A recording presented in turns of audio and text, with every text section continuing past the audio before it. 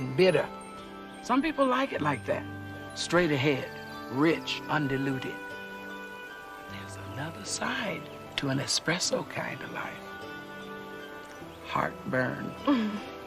Well, that's the price you pay for all that flavor. You make it sound so dangerous. Well, I've had my flings with danger, but my choice of coffee is a good old cup of Joe. Straight ahead, honest, no camouflage. Because when you try to hide what's underneath, you just end up feeling miserable.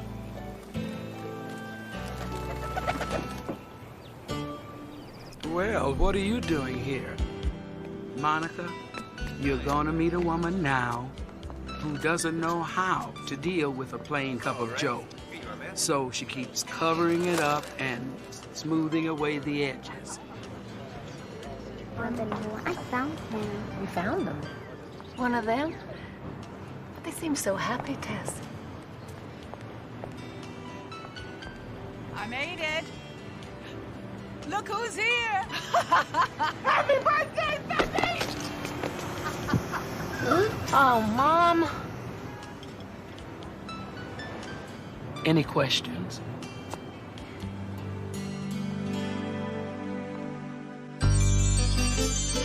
When you walk down the road, heavy burden, heavy load, I will rise and I will walk with you. I'll walk with you till the sun don't even shine. Walk with you every time. I tell you, I'll walk with you. Believe me, I'll walk with you. Great. Oh, just get out of the way. So you get yourself stuck in something like this. Out. Hello. What? Are you Elizabeth Jessup? Who wants to know? Can I help you? No, I don't need any help.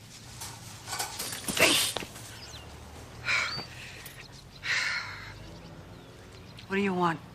My name is Monica. I understand that you're writing your memoirs and I've been sent to help you finish them.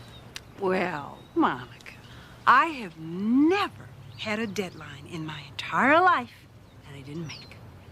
Once I turned in a story in Saigon on the back of my last clean T-shirt. So you can go back and tell those pathetic publishers that Elizabeth Jessup has never missed a deadline. But your manuscript was due 2 months ago. Yeah, well, that was their deadline. As far as I'm concerned, I'm right on schedule. Before you leave, you see a newspaper around here? See? Kids, they don't care. They don't care where they throw the thing. Up, down, on the porch, through the window. Most of the time it ends right up here on the roof. Can I help you? What is this, your big break or something? You sit at the feet of a legendary journalist, and one day you write your own book and you call yourself my protege. Is that what this is? You're not that legendary, you know. I'm not the legendary, you know.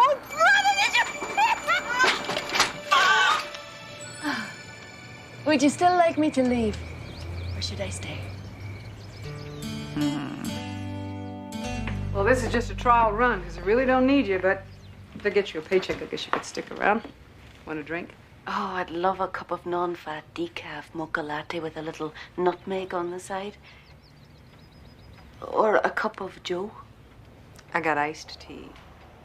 Well, I haven't worked up to tea yet, but how about some water? Do you take dictation? Yes, perfectly. I'm really fast. Good. I might send you out a lot to do research. I'm a stickler for detail. It's my trademark. Oh, yes, I know.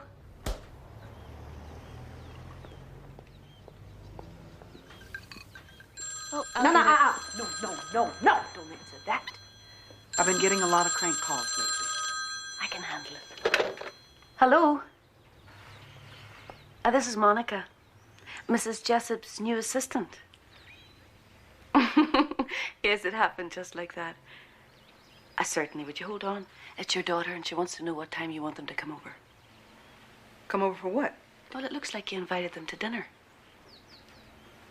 Oh, yeah. I forgot about that. Yesterday was my granddaughter's birthday, and some idiot waiter dropped the cake, and I suggested they might come over tonight and we could try again, but... How about 8 o'clock? Great. We'll see you then. Bye-bye. Gosh, you haven't even met Sydney, and already you're talking like her. She sounds lovely on the phone. Mm-hmm. That's because you haven't met her yet. The child's been contrary since the day she was born, which I might add was at a most inconvenient time. A 6-day war. I go into labor in London, fly home in Harrow, and don't get back to day 7. Wouldn't you know it? But a baby, it's so much grander than any assignment. Yes, like I said, you haven't met her yet. The girl's picture is next to milk toast in the dictionary. No, seriously.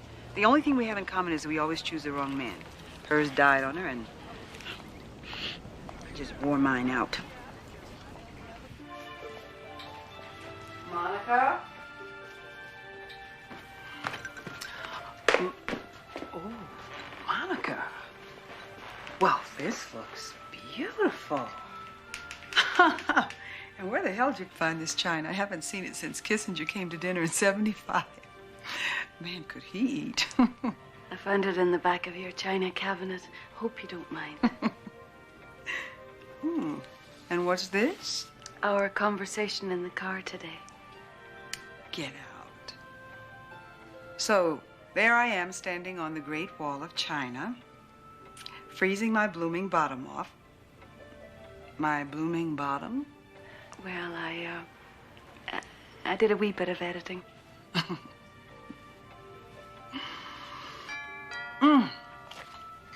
You're here. Coming. Very nice.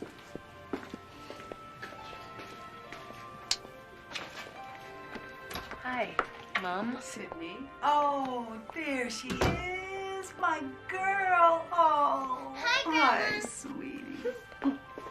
Oh.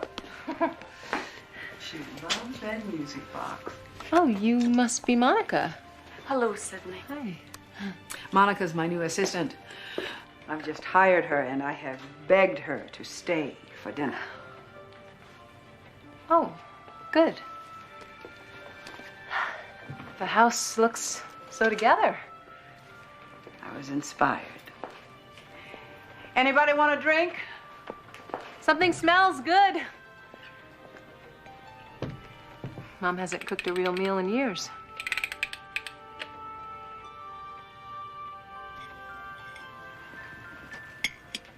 So, Beth, Ray had a birthday yesterday.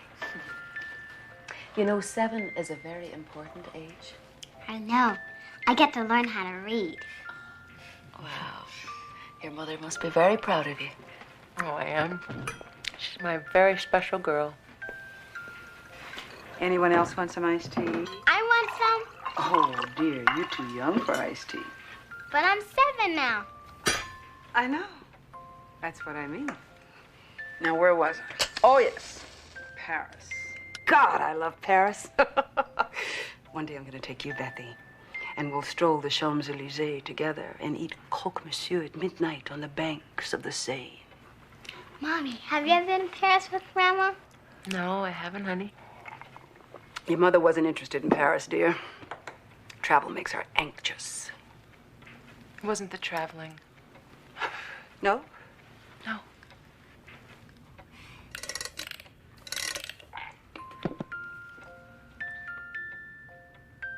I think the last lover I had in Rome was a new wave director. Now, what was his name? For heaven's sake. Mother. Don't give me that holier-than-thou pious little look of yours, Sydney. When was the last time you had a lover? Might do some good, you know. A good brisk walk in the morning always does me a lot of good.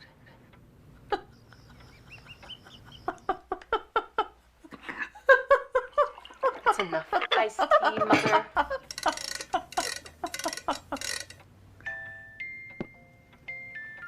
Can we please just have the cake and get this over with, please?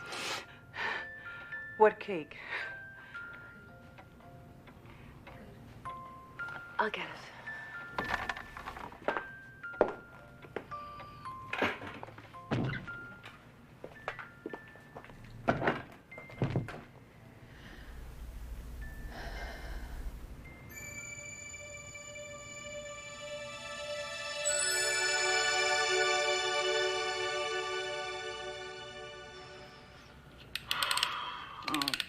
heaven's sakes, Bethy, aren't you tired of that damn thing? But give it to me. Can't stand it another minute. That's it.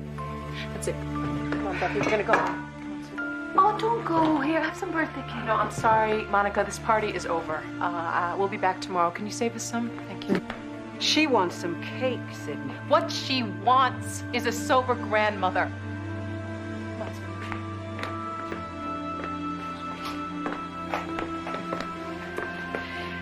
Sydney, I'm sorry. I didn't realize What? that your mother has a drinking problem. My mother doesn't have a drinking problem. My mother is an alcoholic.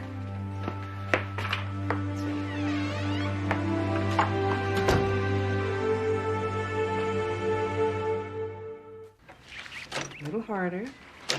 Good. Okay. So now, see, this is the first rule of journalism, darling. You must learn to type faster than you think so you don't miss a story.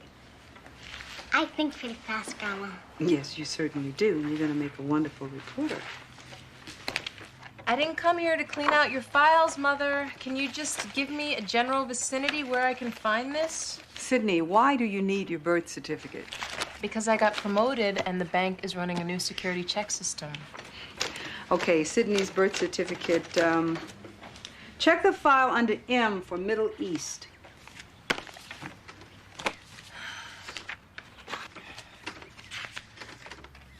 Got it.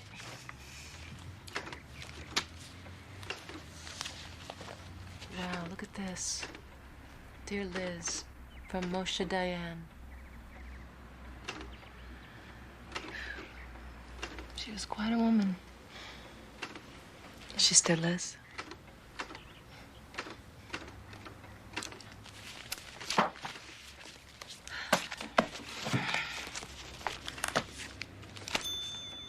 Mother, what is this? What is it, dear? You're speaking at the mayor's centennial kickoff? I don't want to talk about that right now, honey. It's not until the 15th. This is the 15th. Guess I'm not going, huh? No, but they're expecting you. No, they're expecting a beautiful, intrepid foreign roving correspondent, and let's face it, I'm not as roving as I used to be. Well, maybe it's time you started again.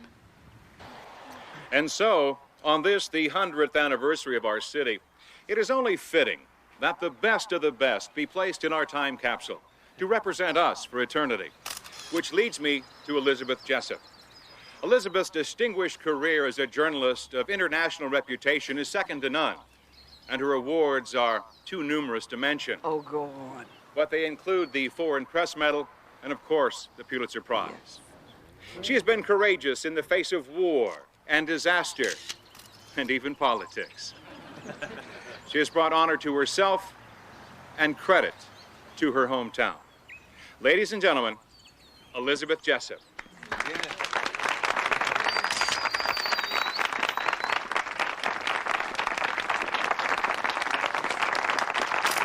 Legendary. Thank you.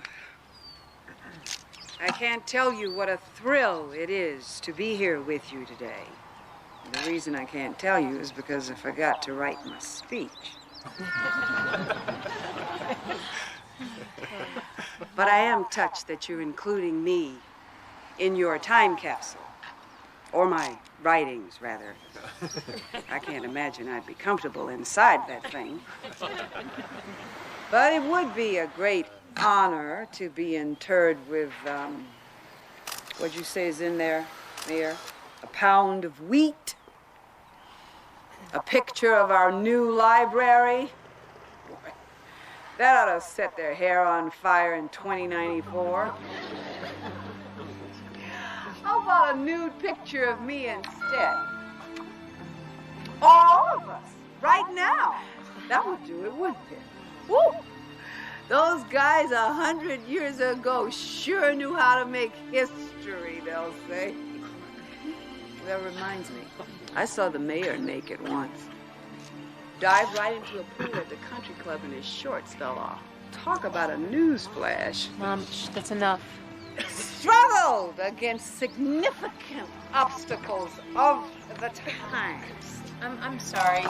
She's on antibiotics and she shouldn't be drinking right now. I'm not finished. Mom, let's go. You never like to see me in a struggle, do you? You never. What? Elizabeth Jessup. Mother, please sit down. I will not. I'm going home. How dare you tell people you're taking antibiotics? Now, where's the bathroom? Mom.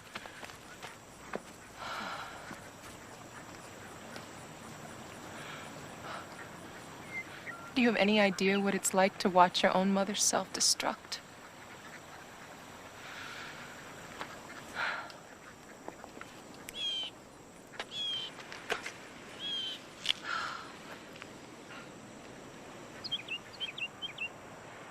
Yeah, I love her.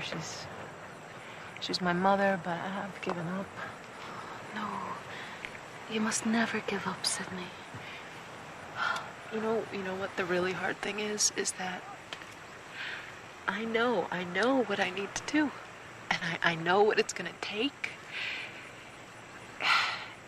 It's just I can't do it alone. Well, then, I'll help you. The mayor's comments were followed by the raucous and humorous reflections of Pulitzer Prize-winning journalist Elizabeth Jessup. Raucous. They loved me. I'm surprised they can spell raucous. I'll get it. Well, what did I say? Don't get that. I'm sorry, Elizabeth, but this time I have to.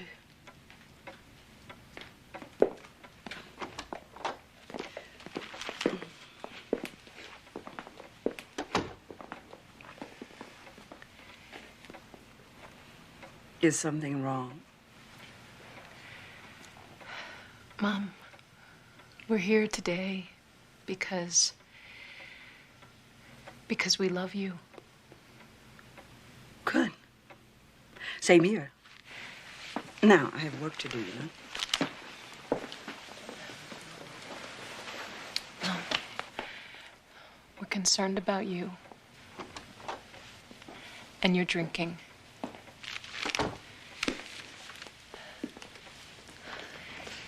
This is Anita.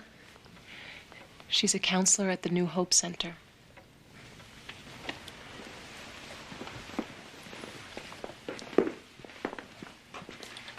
Hello, Elizabeth. I've spoken with your family, and they've expressed to me their love for you.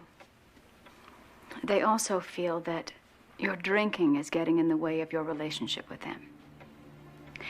They also agree that unless you get some help for your problem, you can no longer be part of their lives.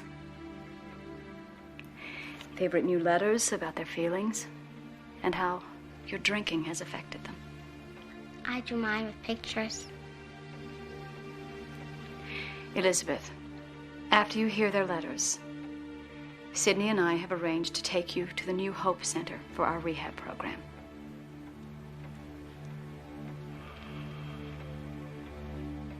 This is the single most asinine thing you've ever done in your entire life.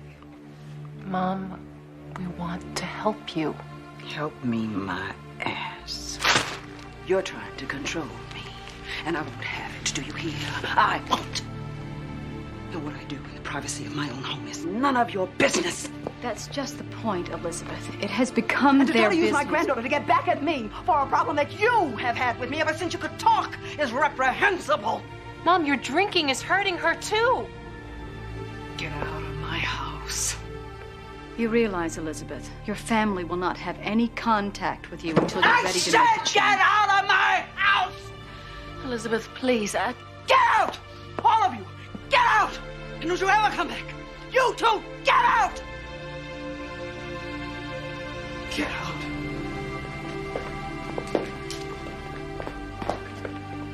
I'm available at this number 24 hours a day, whenever you're ready. Out!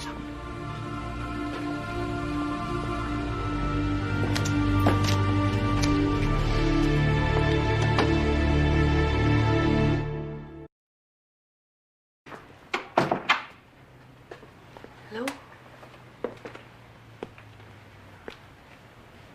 Elizabeth?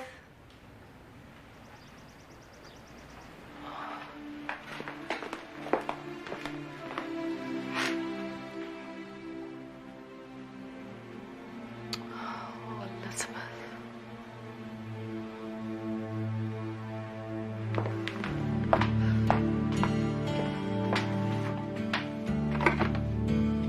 You don't want to give her that?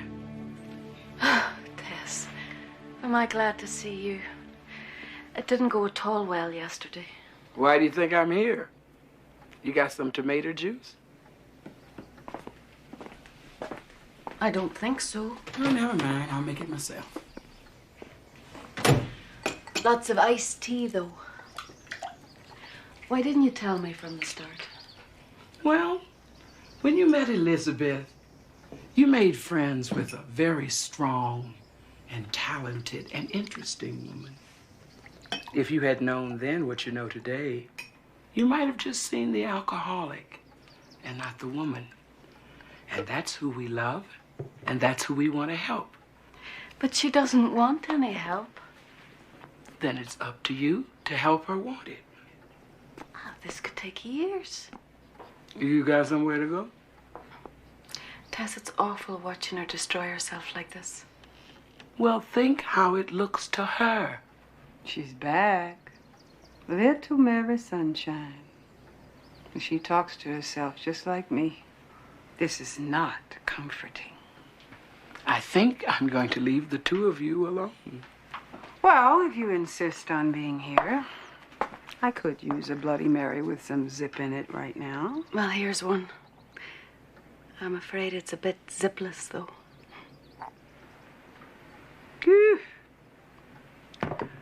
Reminds me of Moscow with Gromyko. Elizabeth, don't you get tired of feeling like this? Don't you see what this is doing to you? You know where the door is, sugar.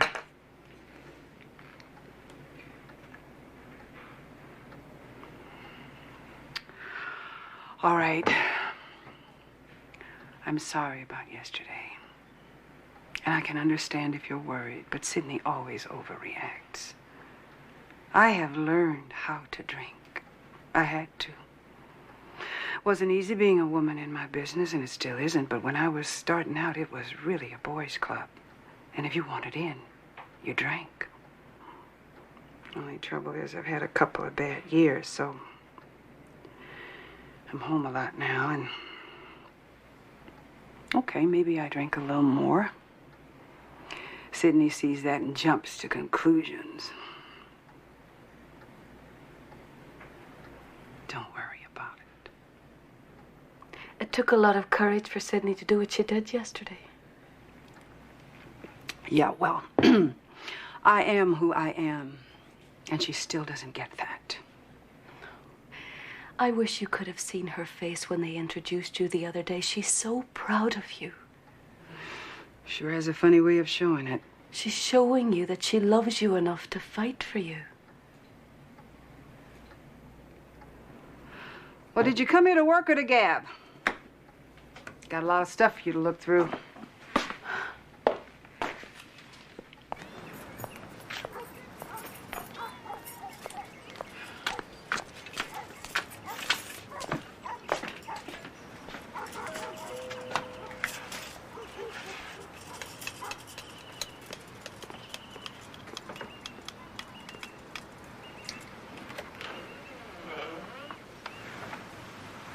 Mom?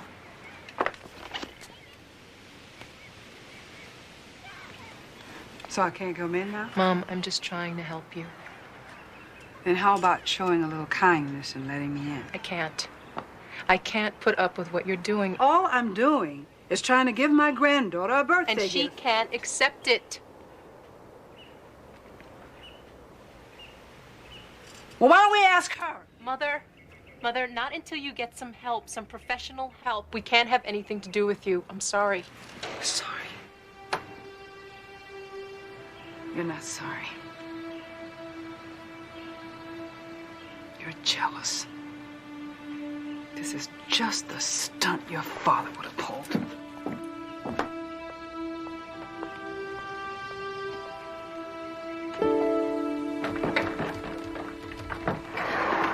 This house is falling apart. And here it is. The pin for my ejection seat. The pilot gave this to you?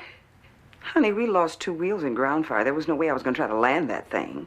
He thought it was the least I deserved. Well, time for iced tea. You think Sydney's right, don't you? Yes, I do. If I want to see Beth, I guess I have to play along and show up at a meeting or something. I deeply resent this, though, just for the record. So I guess I better find that silly card that I threw away. Here it is. She must have been dropping these things like breadcrumbs. All right. Ready or not, here I come. Look at them. This is pathetic. They're here to get help, just like you are. Howdy. We'll be starting real soon, so just take a seat, huh? Thank you. He seems placid enough. Reminds me of kindergarten. Too many bright, smiling faces. I'm sorry, this is a non-smoking meeting. You gotta be kidding. There are smokers' meetings. They're listed in your directory. I can get you one. Fascists. See? This is why I didn't want to get involved in this. They want to dictate every detail of your life to you. Well, to hell with them. Elizabeth, I'm so glad to see you here. Well, look who's here. I've been doing a lot of thinking, and there's something I want to tell you. If ever you come to my house and try that trap again, I will personally rip out your arms and use them to play you like a marimba. How dare you try to turn my family against me? I understand your anger, Elizabeth. You don't understand oatmeal. And if I ever catch you near me or them again, I will sue for harassment and assault. Now, come on. I feel like champagne.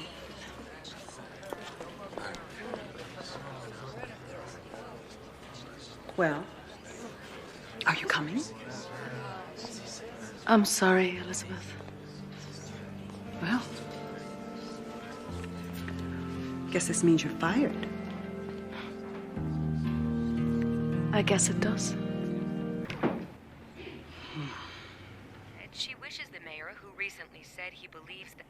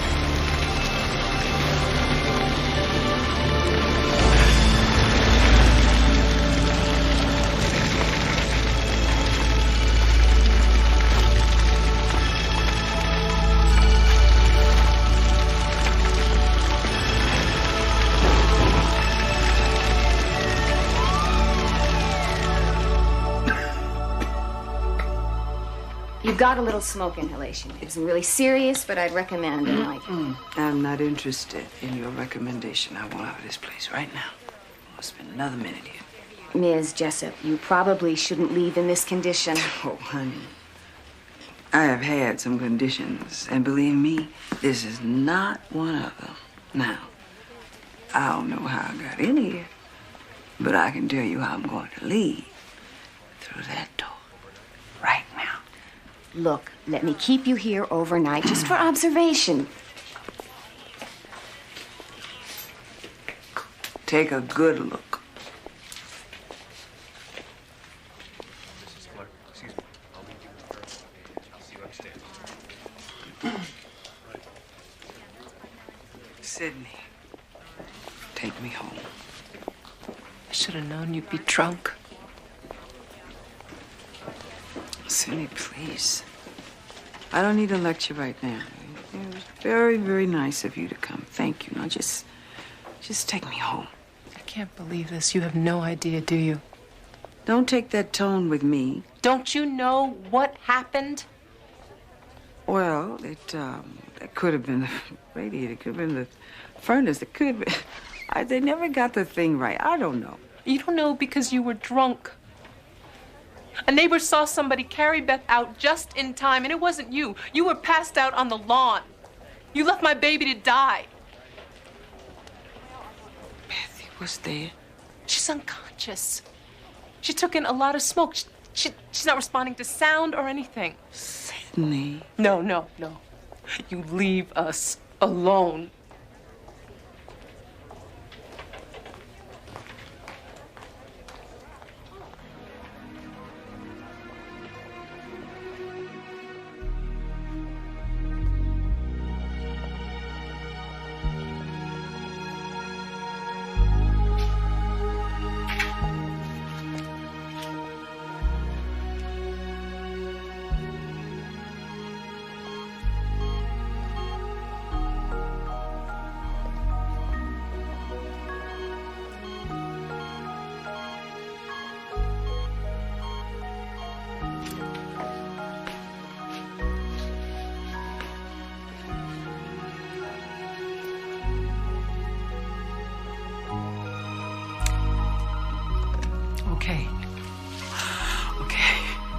Okay.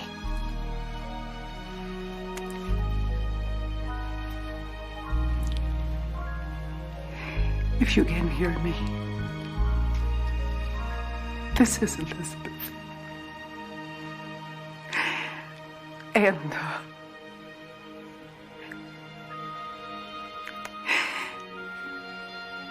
And if you're really there, I can't imagine why you want to listen to me. But Kissinger always said, don't waste time with the middleman, go to the top. So,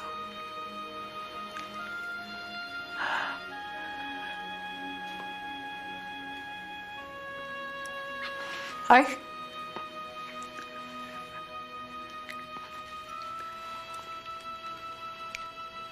could use some help here.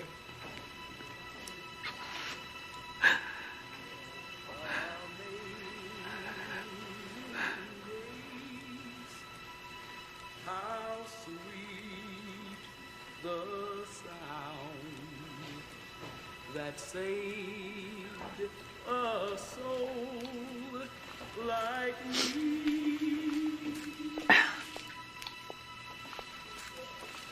Excuse me. When a person is in a coma, they can hear what's going on around them. Is this true? Sometimes. I've had several patients who respond to voices, music, and a regular soap opera.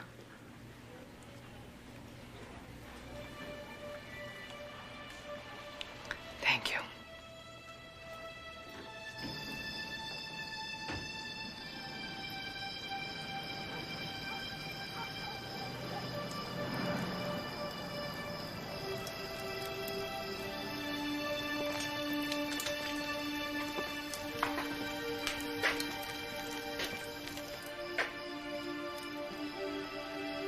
Is this what you're looking for?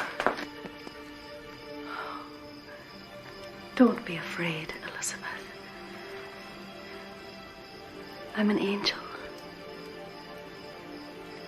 I was sent to you, and I've been with you all this time. It was you. You pulled Bethy out. What else do you remember? My cigarette.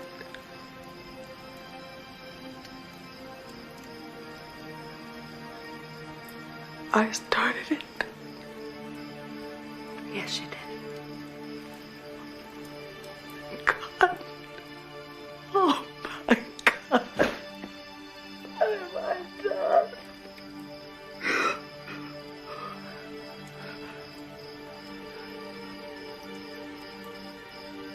You come to punish me.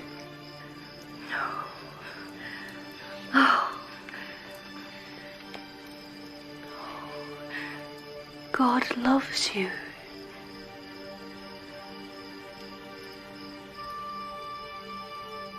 Why? Because you're Elizabeth.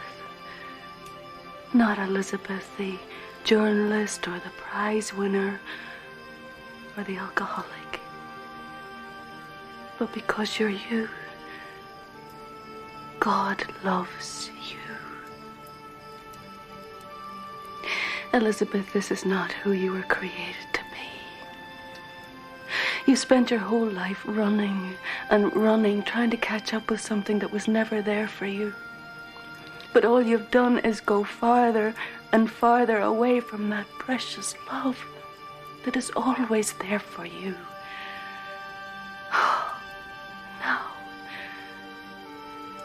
Now you've almost lost that completely. I'm sorry. I'm sorry. Oh, God. What am I gonna do?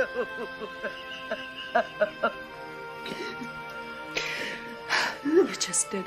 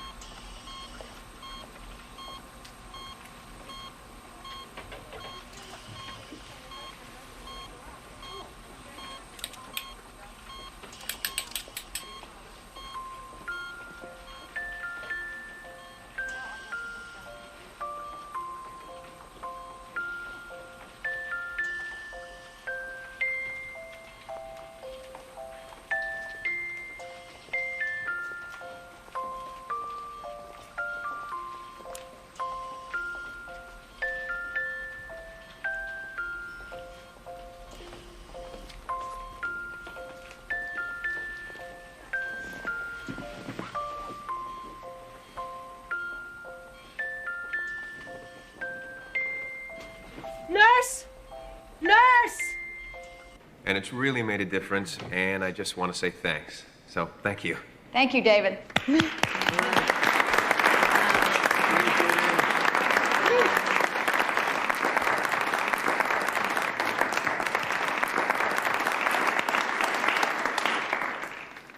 So, do we have any newcomers today who'd like to introduce themselves?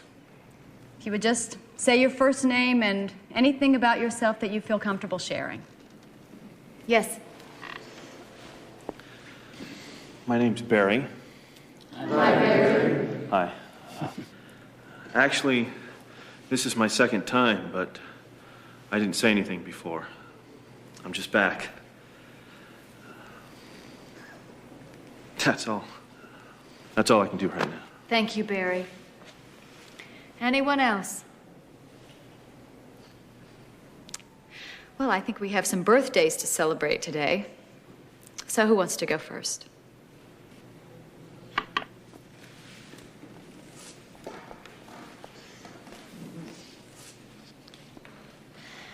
Hi. My name is Sydney, and I'm an alcoholic. Hi, Sydney. Hi. And as of today, I've been sober for 1 year.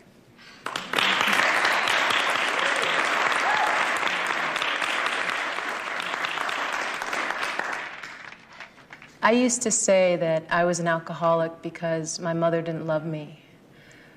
But nothing changed until I admitted that I was an alcoholic because I didn't love myself. I used to think my mother was so glamorous. She would go to the most exotic places. She would meet the most famous people and drink champagne in crystal glasses from Paris. I adored her. But I always knew that she was sorry that she had me.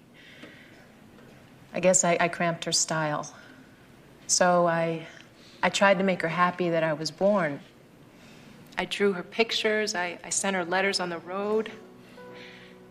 I tried so hard to be somebody that she could love. But I couldn't compete with the champagne. And the harder I tried, the more I saw myself through my mother's eyes, which was dull, unexciting, and stupid. And then one day I'm pouring a drink for myself in the afternoon, and my little girl comes in the house and she looks at me and she says,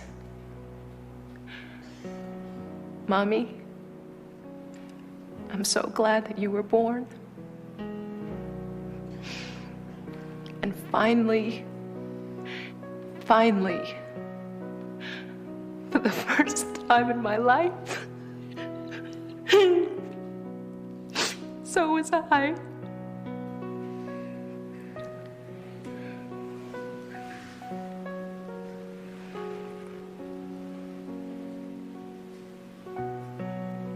Mom. Sydney.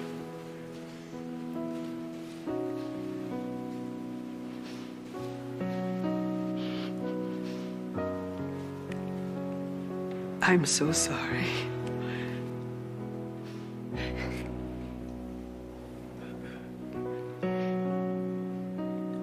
And I'm so glad you were born.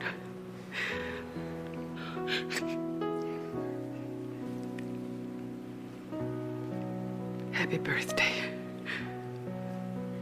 Do you mind sharing it with me?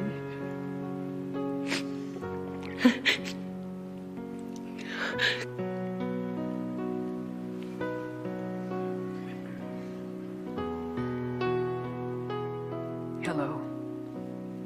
My name is Elizabeth, and I'm an alcoholic.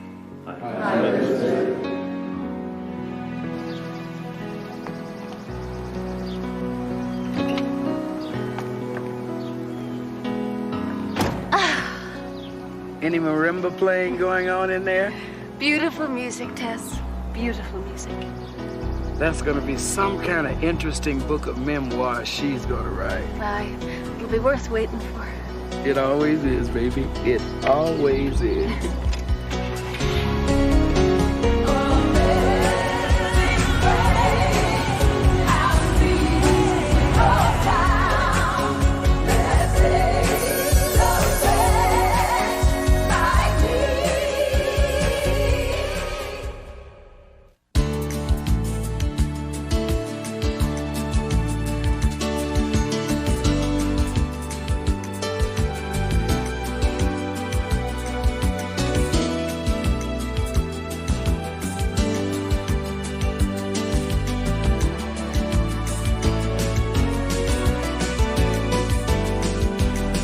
I don't believe this. How can you be seasick?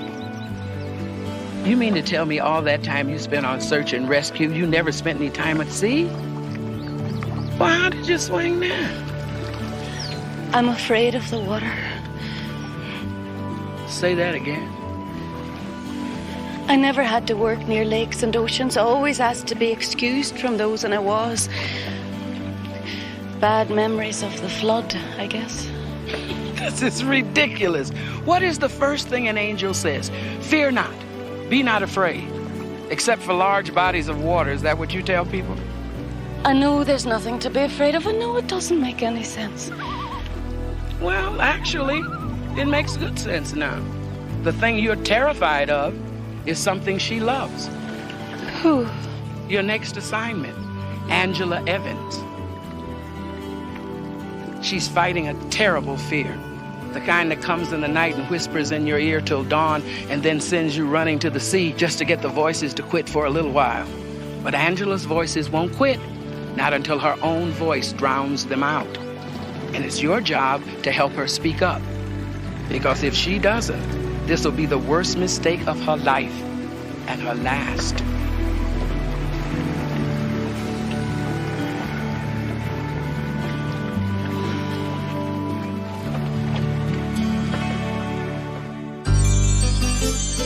When you walk down the road, heavy burden, heavy load, I will rise and I will walk with you. I'll walk with you till the sun don't even shine. Walk with you every time I tell you I'll walk with you. Believe me, I'll walk with you.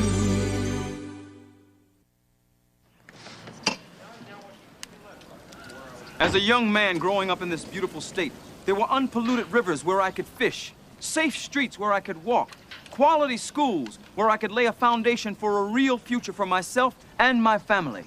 As senator, I make hold it this up a minute, commitment. guys. Hey, it's sounding good. But you look like some real estate guy trying to sell the house. Look, Carter, what it needs is Angela. She's not gonna do it. Just have her stand next to you and smile. All right, let me try. Hey. Since when did you ever go fishing in a river? Well, my dad took me fishing a couple of times. My mom made me stop after I caught that trout and left it in the back seat of the car. Well, how come I can't get you to go on the boat with me? Oh, you can. I'm just not interested in fishing, that's all. Hey, I tell you what, I'll make you a deal. I'll go fishing with you if you come with me and stand over there. Hmm? No. Carter, I told you. Oh, No. come on, baby. No, Look, you no, won't even no. have to say anything. Carter, these guys are on a schedule. Okay. All right.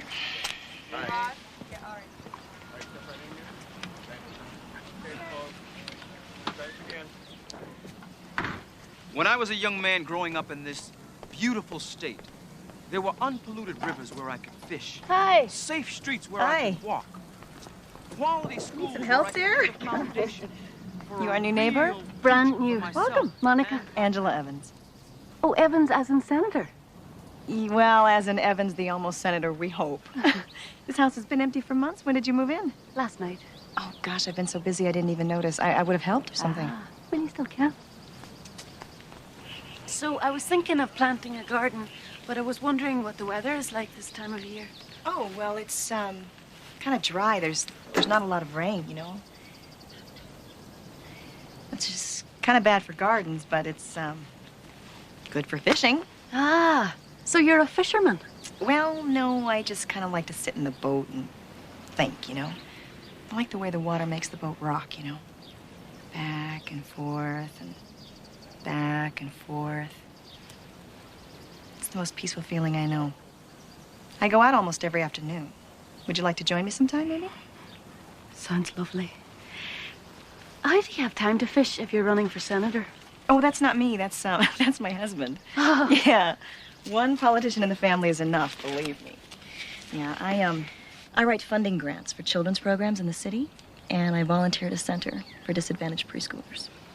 Oh, I'd love to see that. Well, we need volunteers. And I need to be needed. I love your accent. You must be from the old country, huh? Yes, very, very old. All I'm asking for is a little support here. I am giving you all the support I can. I've given up everything except preschool just to work at headquarters. What more do you want, sweetie? You know exactly what I want. I mean, anybody can answer the phone and stuff envelopes, but only you can be my wife. You don't need a wife to win. I need you to make winning matter. It matters.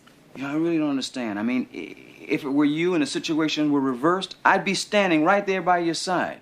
Hell, you're as qualified as I am anyway. More? Is that it? Are you a little jealous because it's me and not you? Yeah, right. Don't even try to start a fight with me, buddy. You know how proud I am of you. It's just that I like staying in the background. That's all. What are you wearing? I'm going to the boat. We got a fundraiser here. What did I just say? Angela, you can't even just put on a dress and just sit there and smile? No, I can't. Angela!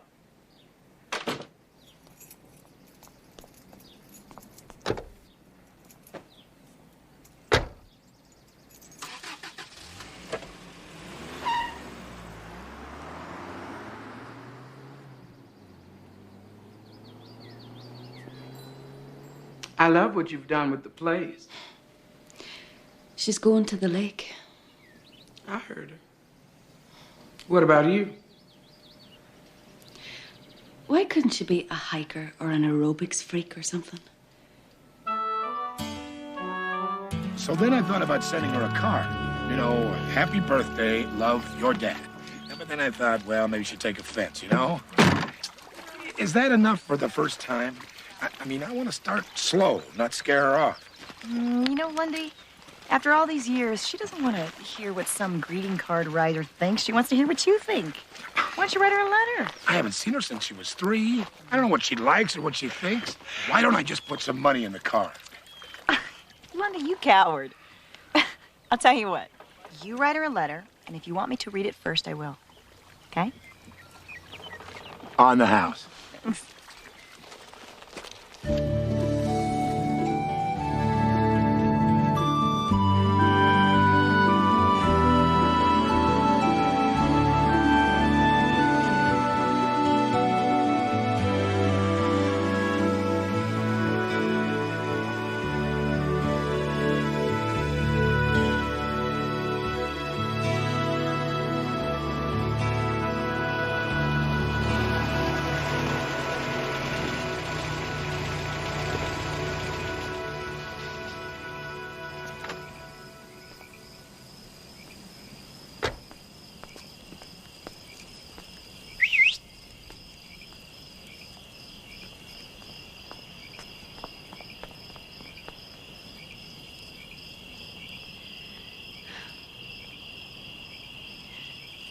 What do you think's going on?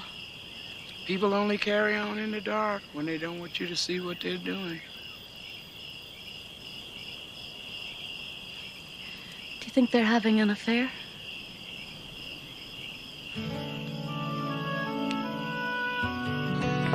And then this little tiny bean, we put it in there and make sure that it's in there really good, sweetheart.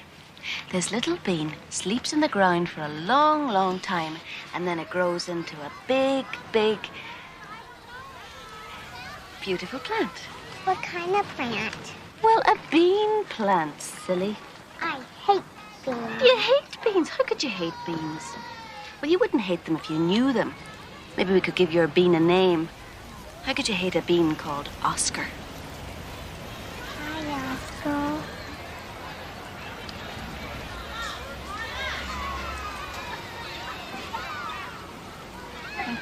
What's my bean? Your bean's name is Seamus. Now, why don't you all go and water your beans? Why don't you all run over and water your beans, and I'll be over in a minute, okay? You were great today. Oh, I'm loving every minute of it. Well, I've got some bad news. I wanted to take you on the boat today, but I can't. Oh, that's too bad. Yeah, Carter finally talked me into one of those awful campaign fundraisers. You really don't enjoy this campaigning, do you? I'd give anything if you drop out of the race. Truth of the matter is, last thing I want to be right now is a senator's wife.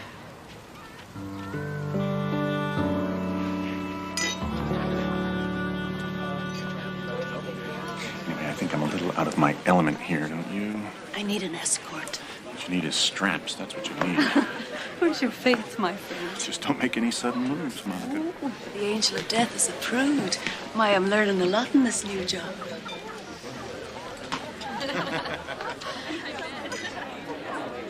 Good evening, ladies and gentlemen, and welcome to the Colston Hotel. Please take your seats. We're ready to introduce our guest of honor. You know him as one of this state's strongest crusaders for environmental issues, a powerful advocate for children's rights, a leader in the fight for education reform, and the man who will bring this state and this I'll be right back. foundations for a real future. Ladies and gentlemen, Carter Evans. Thank you very much.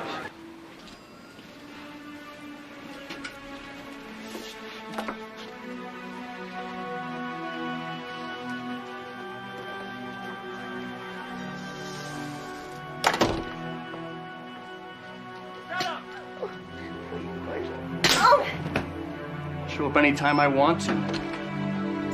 What are you doing in my room? Get out of here! All right, then. You won't go? I will.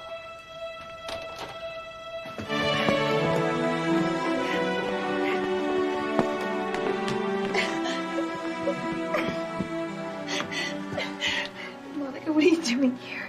I saw you leave the dinner with Marshall. The man who did this to you. Oh, Angela. How could you be in love with a man like that? Is that what you think? I'm not in love with him, Monica. He's blackmailing me.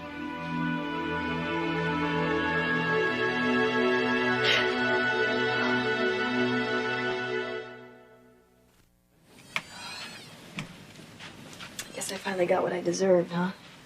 Nobody deserves that.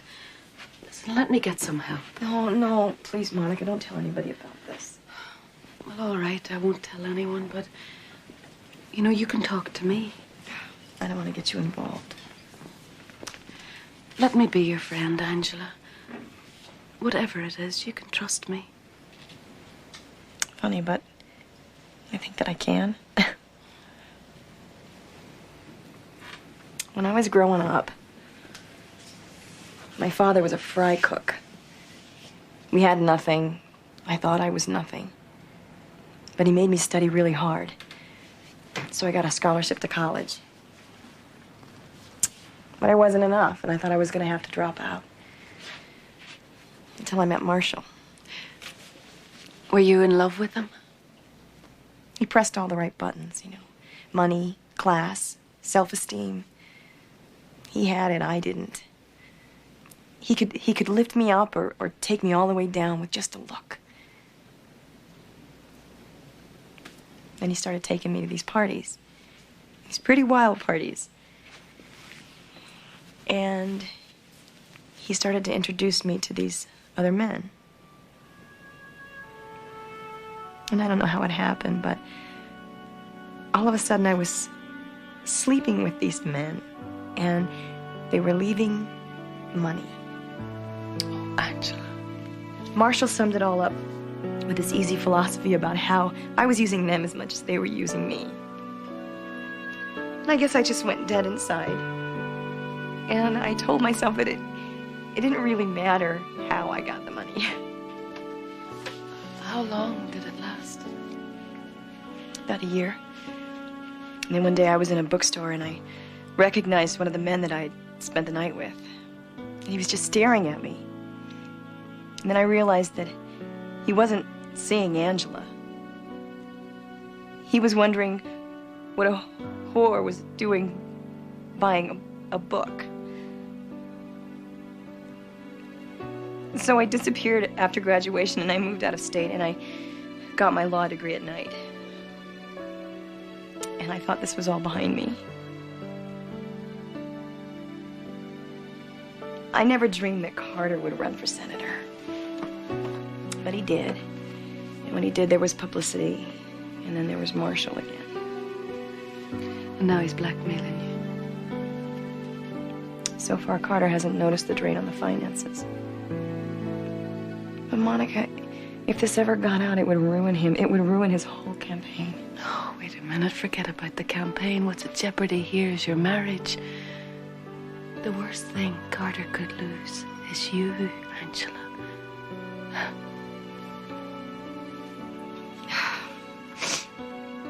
How am I gonna walk back in there and explain all of this?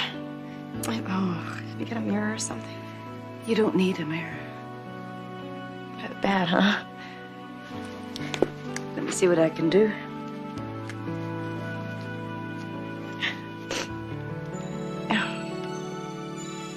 I am basically tired of politicians. Well, I am not a politician. I am just a man who can only make you one promise, that I will protect and serve the people and the state that I love.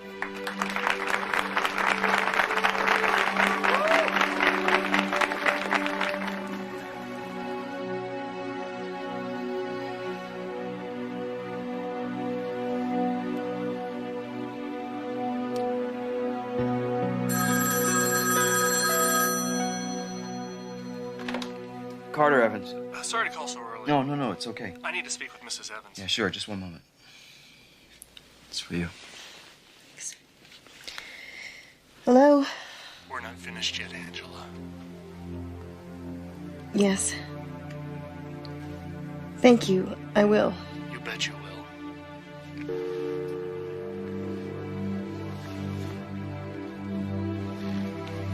There was a parent at school.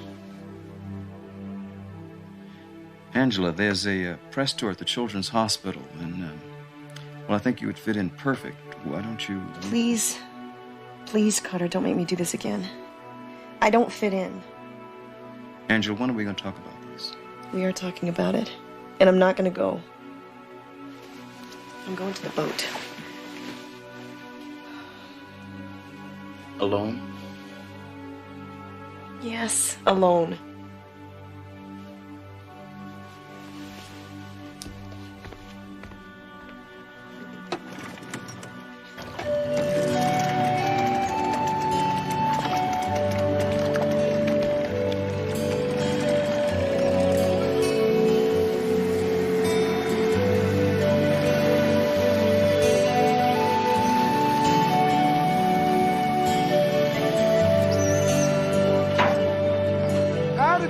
By me this morning and I miss you. Oh, hit the water early this morning, Lundy. Thanks. How's the letter coming? I'm not much of a writer.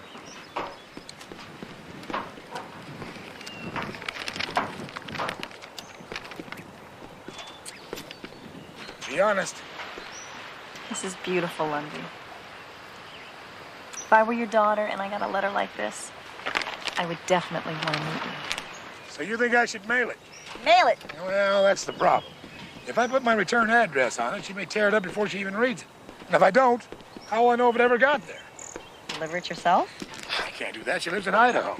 You know, there's great fishing in Idaho. I don't know. Let me tell you something, Lundy. I lived with my father my whole life, and I never knew him because he was too afraid to get to know me. Don't make the same mistake he did. What are you going to do for bait while I'm gone? Can I tell you a secret? I don't really fish. I know. By golly, I'll do it. Good for you. And when I get back, I'll re-rivet the bottom of that boat so it doesn't leak so much. Okay, that's your department, Lundy. Hello. Well, hi. Hi. I hope you don't mind. I was worried about you and thought I'd try to track you down. What a beautiful place. Now you know my secret. Another one. What'd you really come here for? I wanted to talk to you about Marshall. Forget it. No trouble talk on the lake. Those are my rules. Come on, let's go out on the boat. No, I can't. Why not? I'm afraid of the water. You're kidding. No, I'm not. I don't know why, I'm not supposed to be afraid of anything. Well, everybody's afraid of something. Come on. Just touch it. Take a little step over here. Put your toe in it. Come on, Monica. No. Come on. Monica's a chicken. Come on. No, I can't. Monica's a chicken. Oh, no. Come on. No. It's just water. Come on. See? It's water. I'm not drowning. See?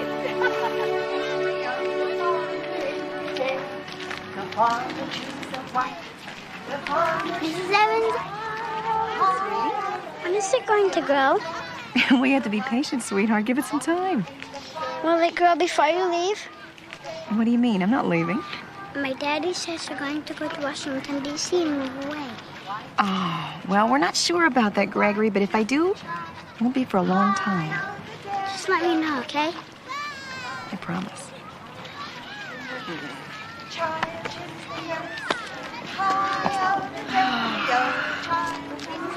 What are these kids gonna think if this ever comes out? You can stop it before it does. No, I can't. Yes, you can. I took a step in the water. Now it's your turn. But I know Marshall. He'll never quit. He'll keep showing up just when I'm not looking. You know, like last night. But what if you find him first? You know, catch him by surprise, some public place where you feel safe, and tell him that you're not going to give him any more money. I can't even find him. He always finds me first. But if you could find him, you could do it, Angela. Meet him on your terms. Take the control away from him.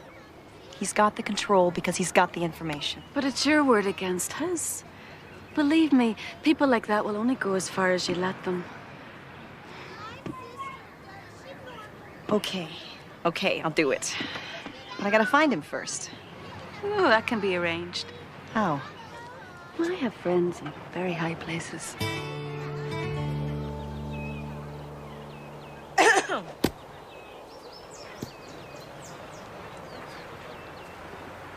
You ruined my shot. Good. How'd you find me? I've come to tell you that this business of ours is over. Give me a minute, huh, guys? I'll catch up. Are you crazy? I told you I'd find you. Well, I found you. And I'm telling you, you don't have control over me anymore. I'm not giving you another dime. I'm taking control now. You've been reading those self-help books again, huh, honey? I own you, Angela. Don't you ever forget that. It's just your word against mine. That's all you've got. Well, actually, I have a lot more than my word.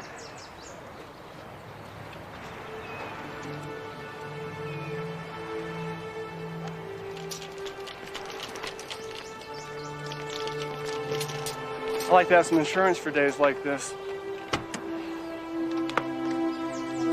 Remember that party we had on the North Shore during that mayor's convention? Maybe that's why you love politics so much, huh? Yeah, remember? I didn't know there was a camera. Well, I'm a far-sighted kind of guy. Oh, my God. I hate you. You can keep the pictures. I have more. I think the best way to handle this in the future is to double next month's payment, okay? And don't ever try to find me again. Cheer up. Polls are looking good.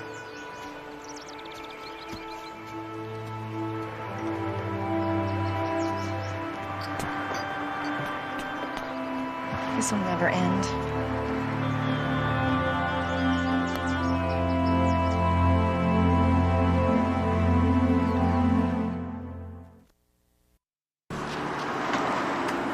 Good afternoon. I'm calling on behalf of Carter Evans. He's running for senator. Have you considered a candidate yet? Yes, May I ma'am. He's talk done to more someone? for environmental issues and inner city kids than any candidate in the last 2 years. Angela, phone call.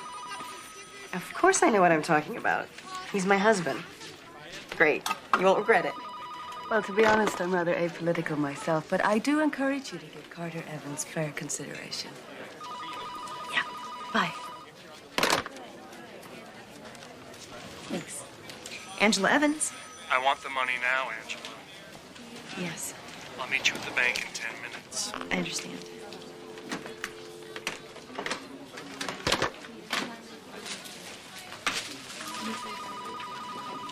I've got to head out for some lunch. How's Chinese sound? Chinese food. Do they have pot stickers? Pot stickers, is that what you like? Don't know. I've never had them. I just like the word. Okay. Pot stickers it is, and when I get back, I'll help you out with the envelopes. Oh, thanks, but I finished.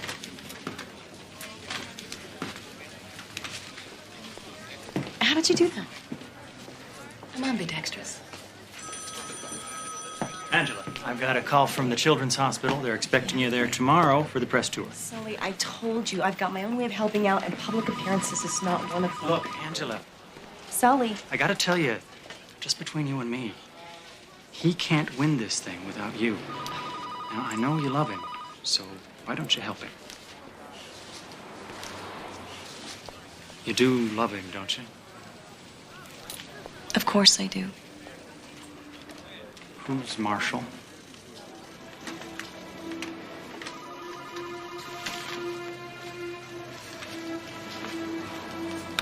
Thinking of you? I have no idea.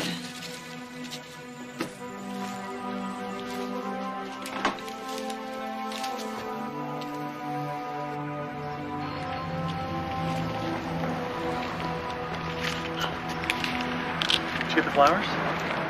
Yes. I hope no one got the wrong idea. There's only 9,000 here. I can't withdraw the full amount or they're reported. I'll have the other 1,000 for you tomorrow. Hey, waiting now. Make it 2,000. Marshall, I can't. After this, there's nothing left. I'm all tapped out. Maybe we should think of something else. Maybe I should volunteer on the campaign. Yeah, Carter wins, I'll be closer to the power. Leave Carter out of this. I want the money tomorrow, Angela. Or I'll ask Carter for it.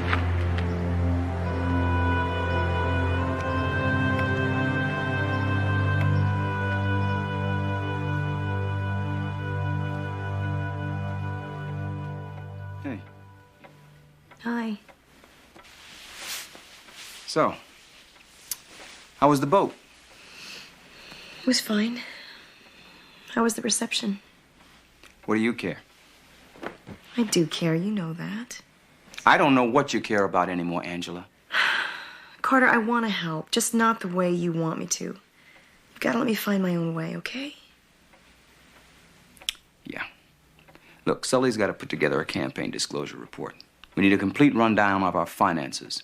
You think you can put our bank statements together? You need the bank statements? Yes, I need the bank statements. You think you can do that for me, Angela? Yeah.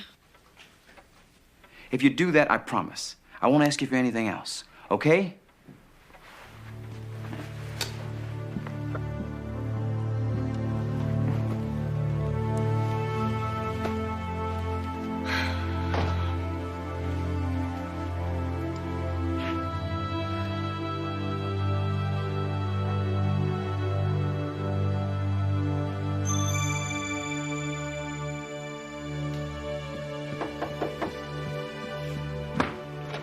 Hi. Hi. I saw your lights on. Come on in. Thanks.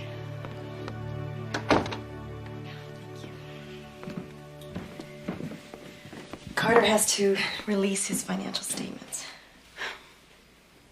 How about some coffee? That would be great. Thank you.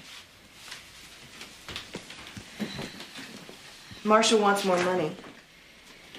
And he's threatening to tell Carter. Carter will barely even speak to me. All he wants is the bank records.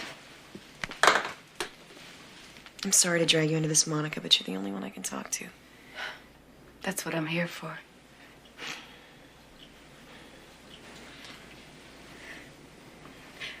How much do you take?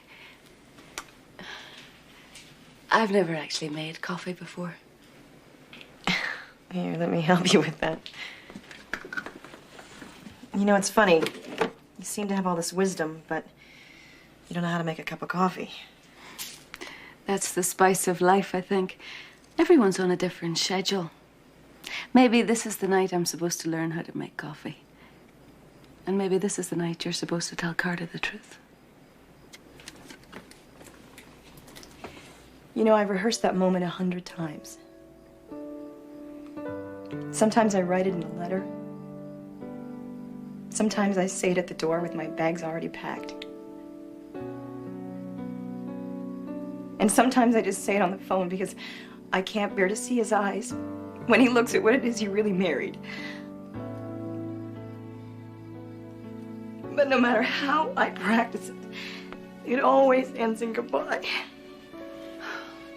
You've got to trust his love, Angela.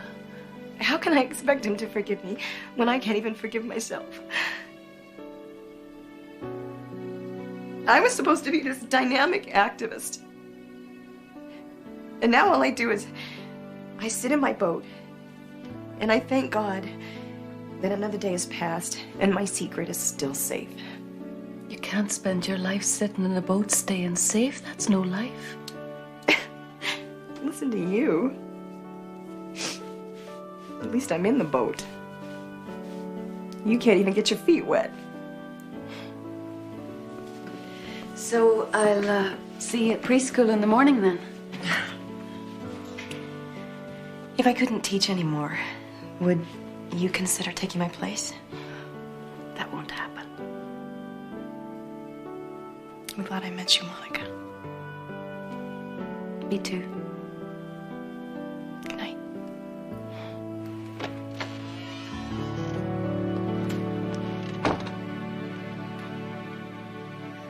This is a very serious situation. What do you mean? Stay close to your friend, Monica. Her decision is at hand. What decision? Well, there's no telling what decision a woman will make when she doesn't respect herself. Something's happening to me, Tess. I'm afraid. Like being afraid of the sea? Sometimes we're afraid of what we can't control.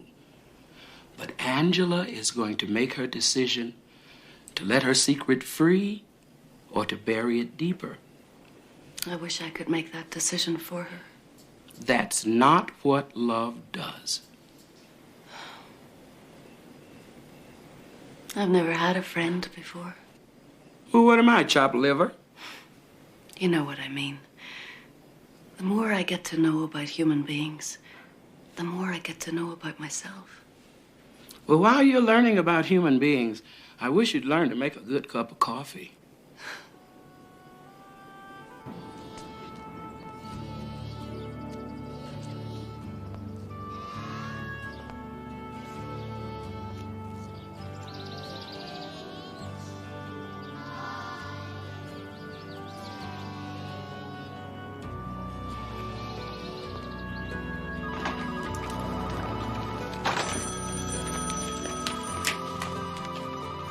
Sully, have you seen Angela? I wish.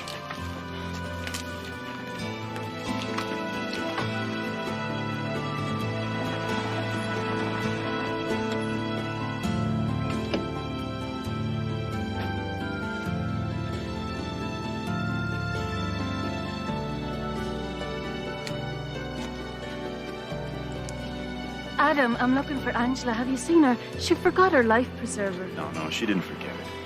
Damn, I hate suicides. The hardest part of my job.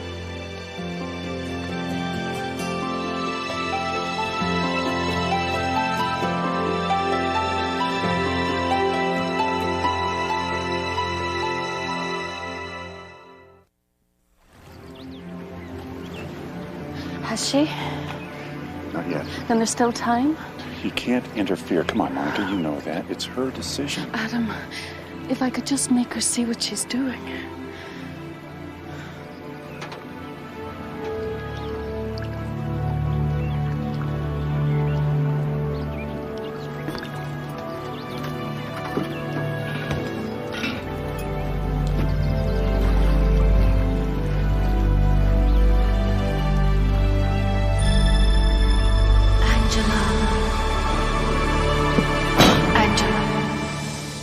Evans is not going to be your teacher anymore.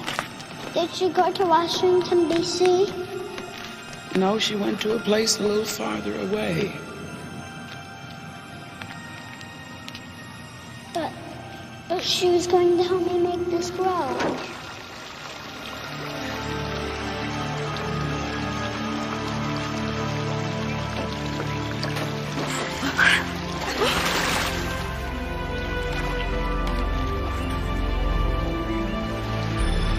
Angela, look. I knew there was something wrong with the bottom of that boat. I was going to re-rivet it when I got back. never had a woman who was a friend before, you know. I think I just lost my best friend. Oh, Angela, think of what you're doing.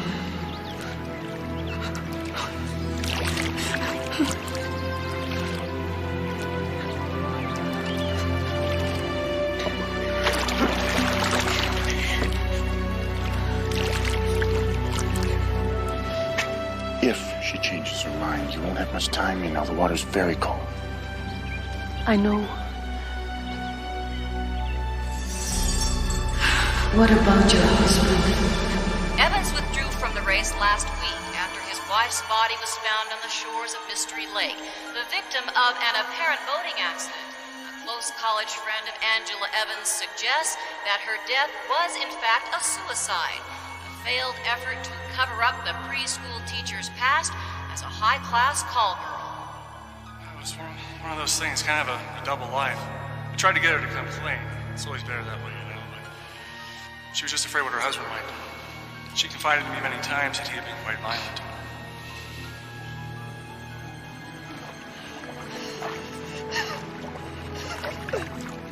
No.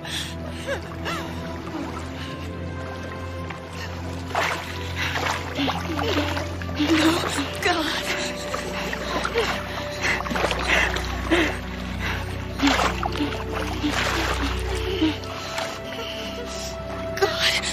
Help me.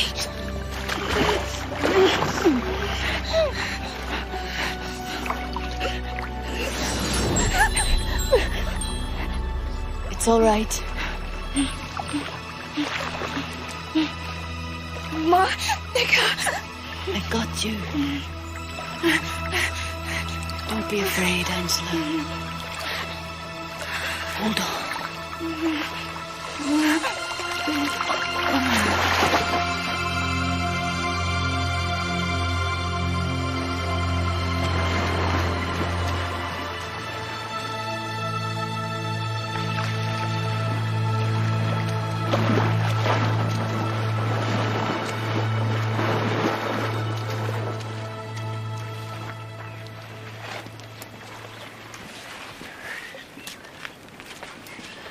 Adam, is she? Alive and back on schedule. Oh, thank God. Angela. Angela. Are you? Shh, shh, shh. Just relax. You saved me. Are you? I am an angel. Like a real angel. Sent by him.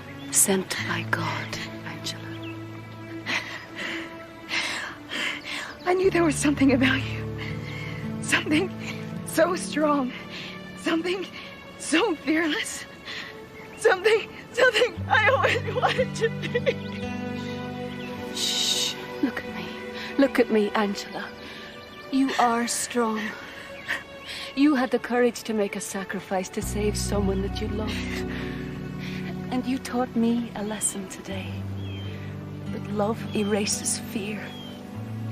For when I saw you out there, I would have dived into the deepest ocean to bring you back. It might not have been such a good idea. You made the choice, Angela. You want to live. You just don't want to live like this. But I can't change the past. Can you? But all you need to know about the past is that no matter what has happened, it has all worked together to bring you to this very moment. And it is this moment, right now, when you can choose to make everything new. You know something about almost dying? No, actually, I don't. Well, all of a sudden, there's not a whole lot more to be afraid of.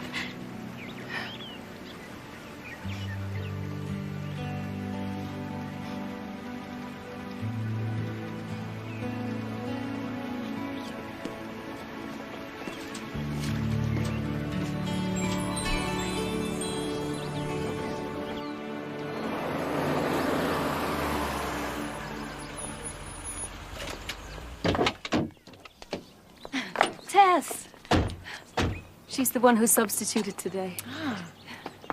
Tess, this is Angela. It's awfully nice to see you. Hi. Especially since we've been walking around this block 45 minutes waiting for you to get here. Mrs. Evans, I missed you. Yeah, I missed you too, sweetie. And what do we have here? It's Oscar. He grew. That's Oscar? Well, he did grow, didn't he? Well, we all have our little idiosyncrasies. You don't like water, and I'm not much on patience. It's amazing, huh?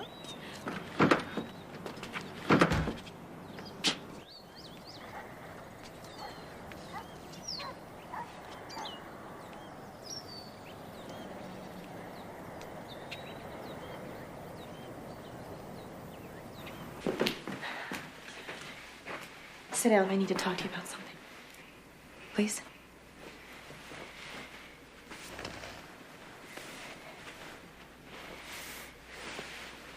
I would never do anything to hurt you. You know that.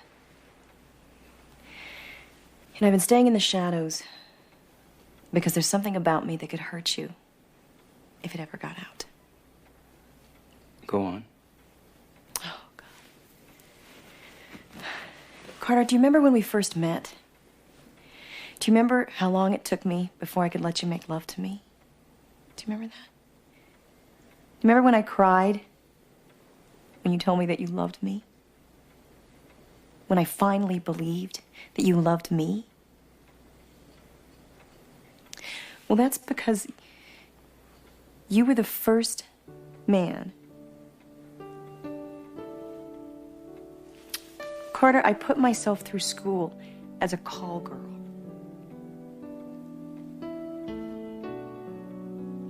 I was desperate for money, or I thought I was, and I just did it. I just did it. I closed my eyes and my heart, and I just did it. And it only lasted for a year. But when you started campaigning, the guy that got me into all of that started to blackmail me. And that's why I've been so distant.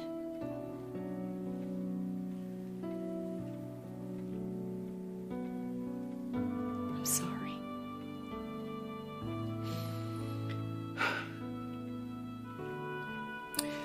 And I thought you were having an affair. No. I thought you didn't love me anymore. I love you so much, I would leave if I thought it would help. The most important thing in my life is not being senator. It's you. Loving you. Who you are, who you were, who you want to be. I guess I should have told you years ago. I would have married you anyway.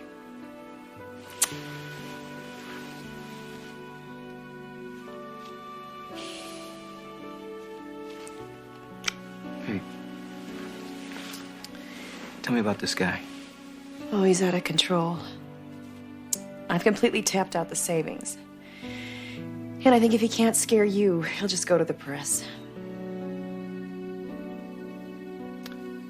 What do you think if we go to them first? I think if it comes out, better it comes out on our terms. That's what I'm thinking. Are you up for it? I'm not afraid anymore.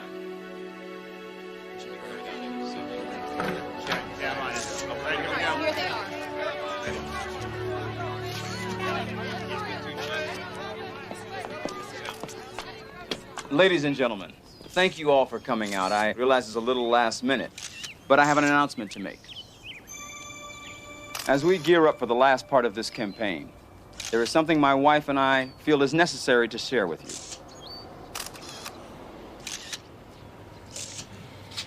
A few years ago, during a very difficult time in my life, I made a big mistake. Well, I'm doing it. all I see is your little angel butt sitting on that seat. You know, Tess, sometimes you can be really pushy. That's what friends are for.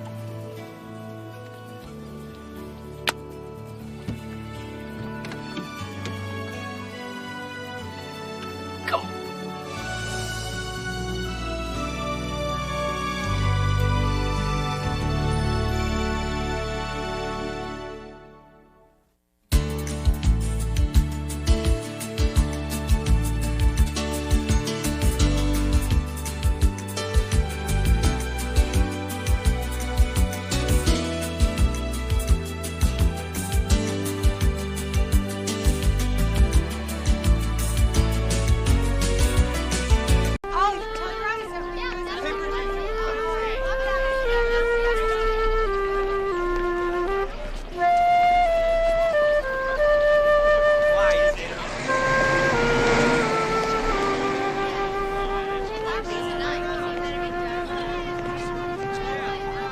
What are you thinking about, Tess?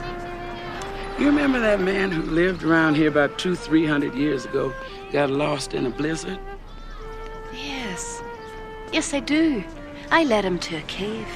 He spent that winter ice fishing and concocting stories to tell to his tribe when he got back home.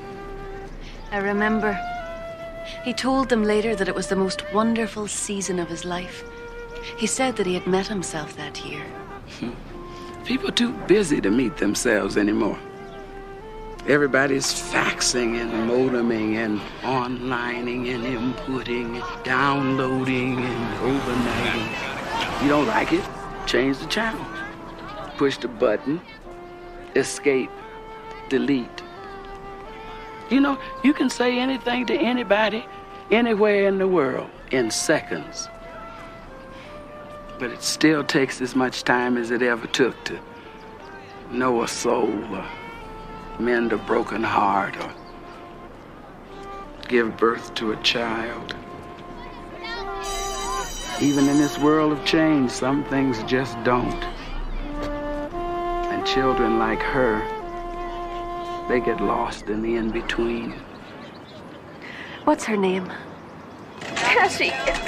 It's Cassie. Dr. Klein, paging Dr. Klein.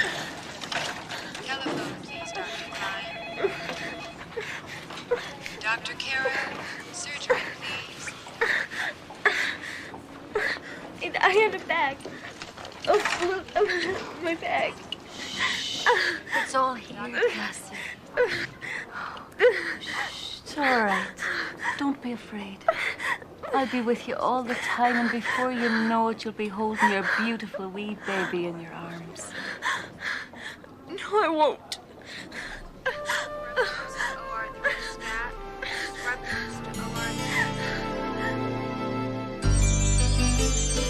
When you walk down the road, heavy burden, heavy load, I will rise and I will walk with you.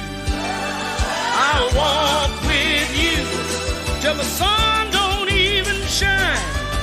Walk with you every time. I tell you, I'll walk with you.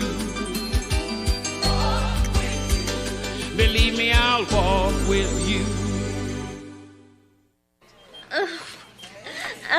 Keep breathing, Cassie. It's almost over. I can't. It hurts. I know, love. I know, but you're doing so well. Cassie, is there anyone outside you'd like to have in here with you? I don't want anyone to see me like this. I just want to get it over with. Oh, another one's coming. I can't do it. I just gotta get out of here. Take my hand. Cassie, take my hand. Is that your flute over there?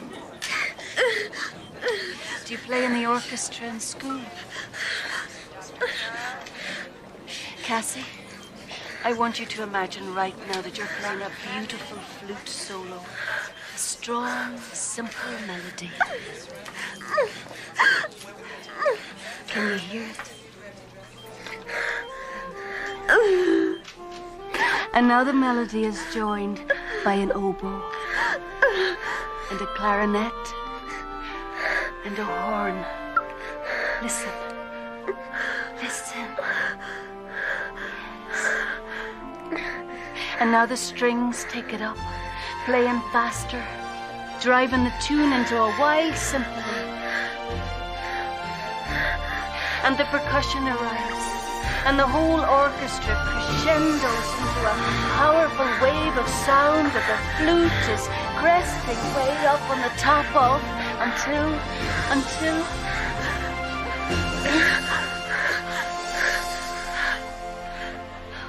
until it's over.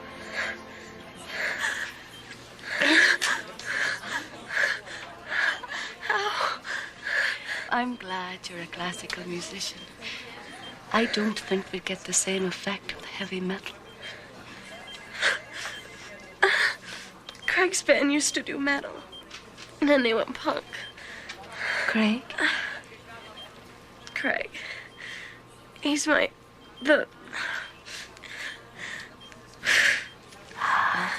Craig.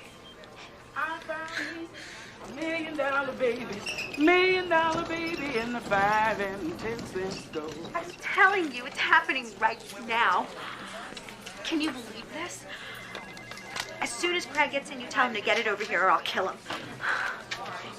Yeah, she's here. But listen. They're here too. Them. The parent people. Joanne. Hi. How long has she been? She went into labor about 6 hours ago. They say she's really close. Is Cassie all right? Cass? I haven't been in there. She wants to be alone, I guess. It's strange, isn't it? The happiest day of our lives must be one of the hardest ones for you. Oh, it's, I never had a grandchild before. It's just a little tough to get one and lose one all on the same day. But you and Cassie are always welcome in our home, you know that. Oh, I'd better call my manager. Looks like I'm not gonna make my shift. Shannon, you call your mom and tell her you're here? She's getting acrylics done on her nails tonight. Who's having the baby?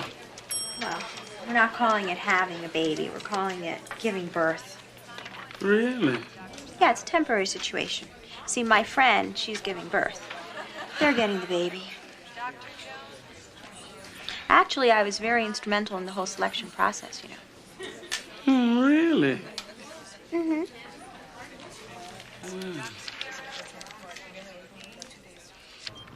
Okay, Cassie. Take a deep breath. Now hold it. Push. Push. Push. Okay, relax. Relax now. You're doing it, Cassie. You're almost there. Let's try again. Deep breath. Hold it. Push. Push. Here comes the head. Keep pushing.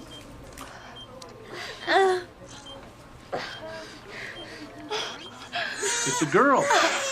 I know. Oh, I've never seen it from this side before. Oh, isn't it something? How long have you been working on OB? Don't remember seeing you around here before. But I've been working upstairs.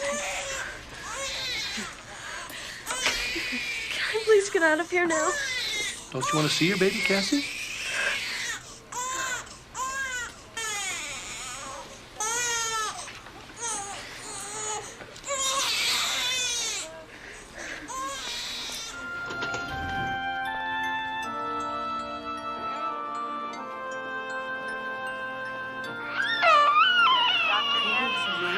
You're just in time. She's hungry. She's an angel. Oh, she's beautiful. Something about a baby.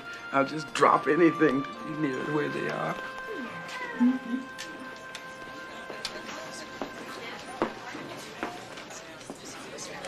Amber says don't worry about cheerleading practice because they're pushing tryouts back for another month. That's a whole 4 weeks to lose weight. And Randallin, she says hi and you owe her $20, but don't worry about that. And Jane Gerberding, she's being the typical snob that she is and says that you should... Hi. Hi, Craig. Nice of you to drop by. So, where were you last night while this poor woman writhed in agony? Shut up, Shannon. I left the gig as soon as I heard, but the van broke down about 50 miles outside of Fort Harris. How was the show? It was great. I mean, they were really into it, especially the new songs. Cool. This is Craig. Hello, Craig. I've heard a lot about you. Yeah, well. Monica got me through last night. She's really into music. Oh, yeah? Well, I used to be in a choir. I'll be outside if you need me.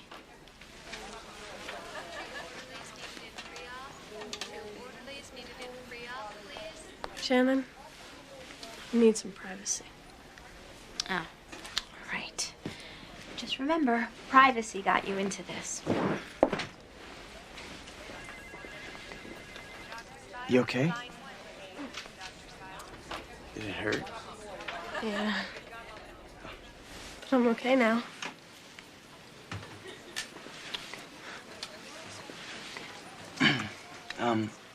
The guy last night who owns the club, he really liked the band. And he wants us to play for 6 weeks straight. In Fort Harris? Yeah.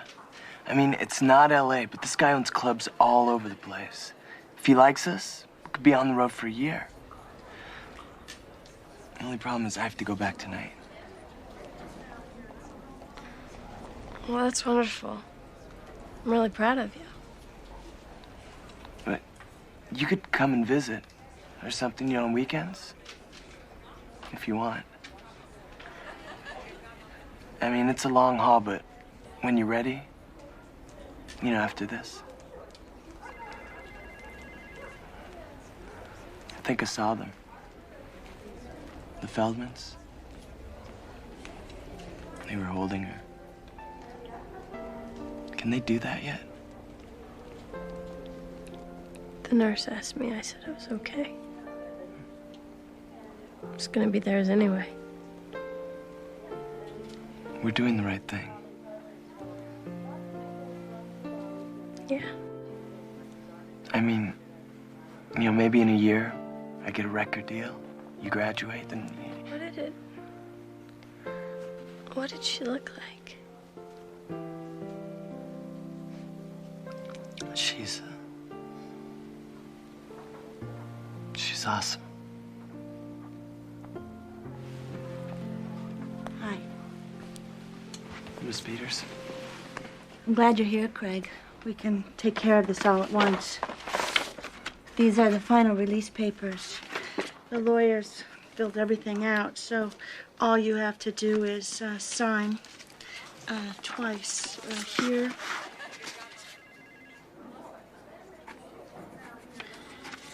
And here.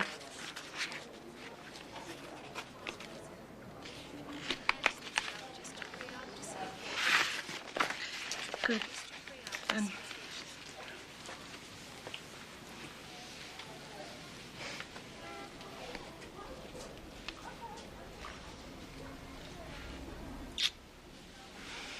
I'll call you.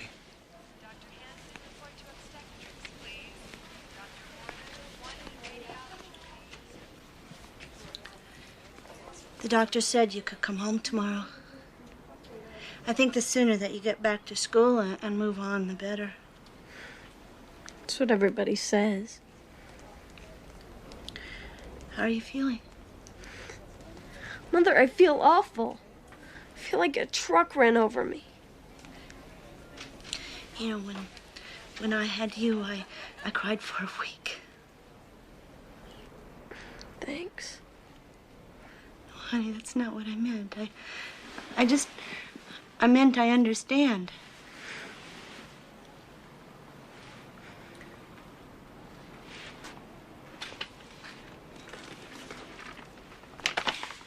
See you tonight.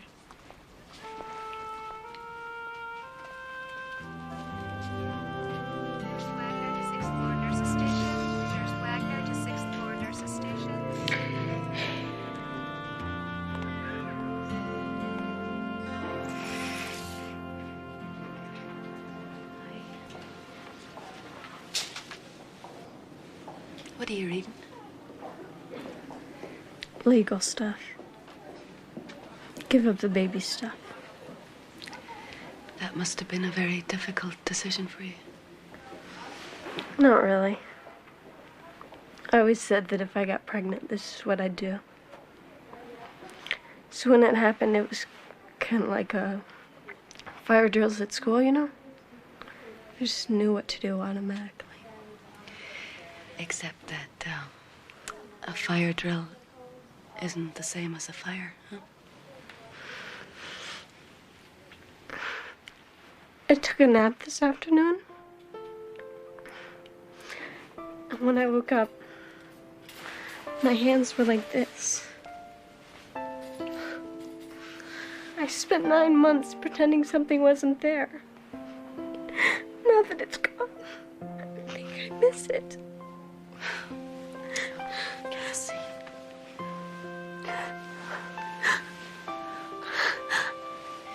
I know I'm not supposed to see the baby, because then I won't want to give her up.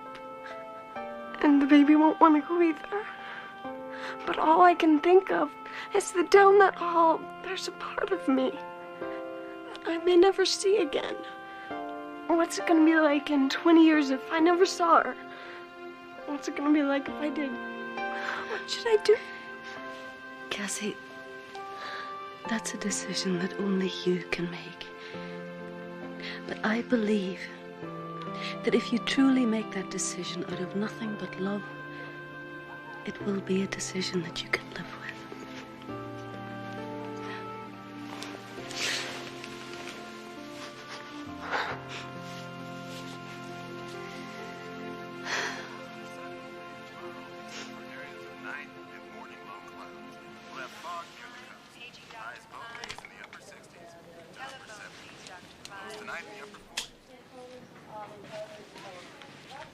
What can I do for you? I'd like to see my baby. Sure. Peters, I'll be right back.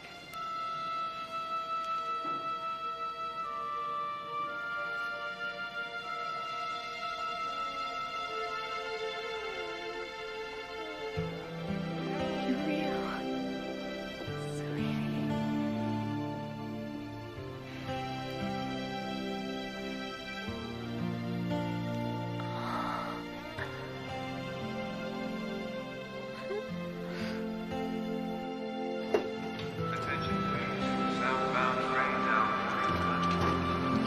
Southbound train now boarding platform 2. Yes. I'd like a ticket to Fort Harris. That'll be $38.50. For one person? Yep. How far could I get for 20?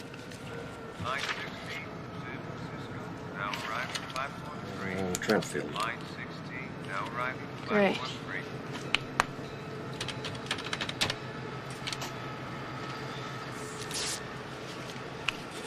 Thanks. Okay, baby. Let's go see your daddy. Good morning, Cassie. Isn't it a lovely day?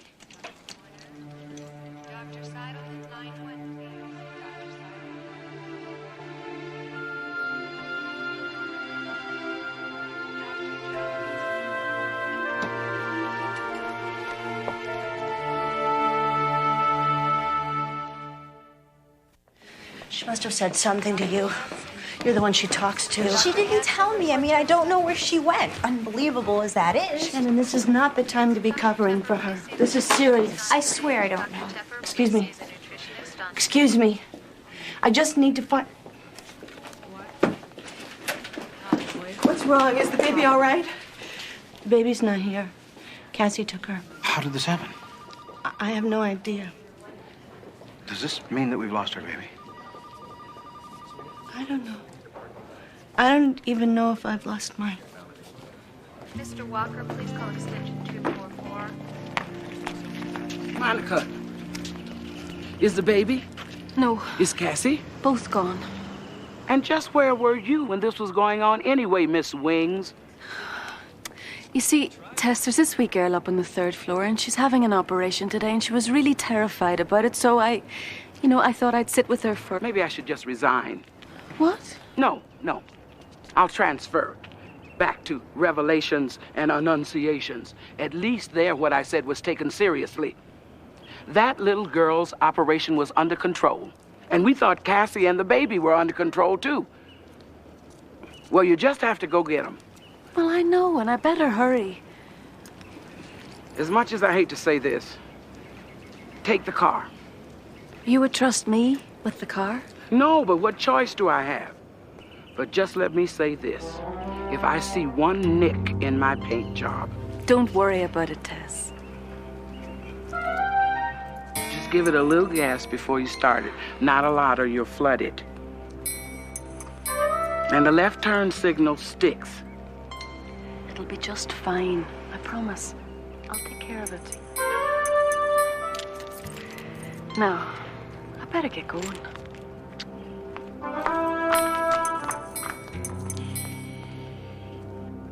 I know it's just a car, but it's my car.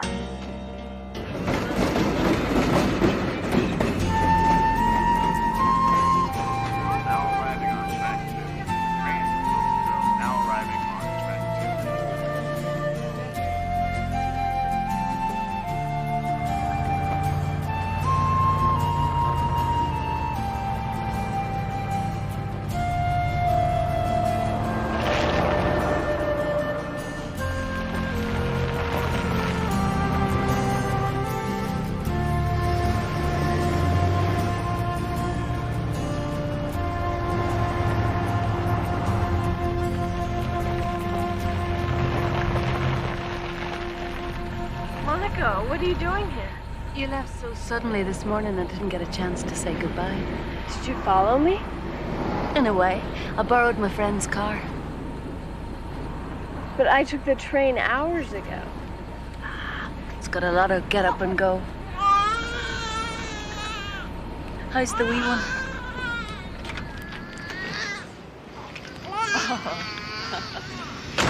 Oh, there now, darling. There now. Oh, she's lovely. What kind of nurse are you? Or aren't you a little far from the hospital? I'm a floater. I go where I'm needed. Where are you going? I'm going to see Craig. He's playing in Fort Harris. Fort Harris? Such an exotic sounding name. I think I'd like to go there. Do you want a lift? If this is some way of trying to get me to go back. No, it's a way of getting you where you want to be.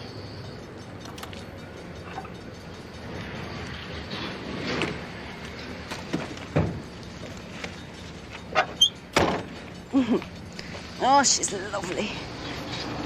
Oh, I forgot.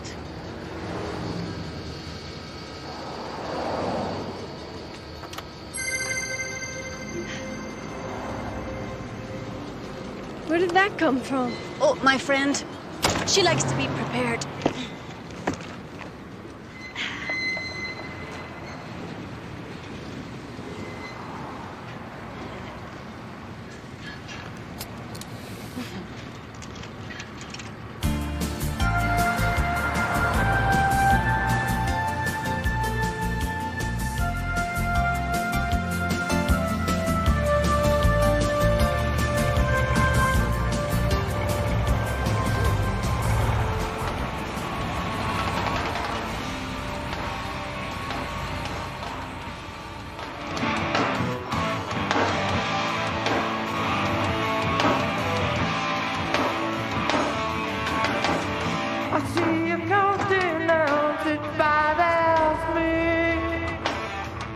I leave it alone. There's so much awfulness I want to see. But what do you want? Hold on, guys. I need a minute. Okay, guys. Take 5. Cass, what happened? I think I changed my mind.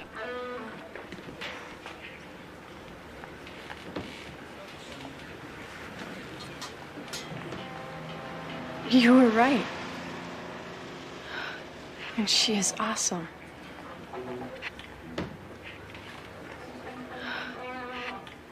I think I'll check out the band. Hello. Hello.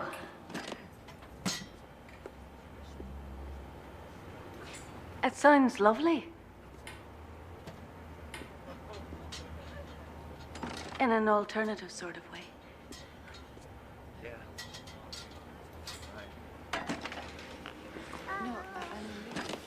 What are you doing here? I held her, Craig. I just couldn't let go.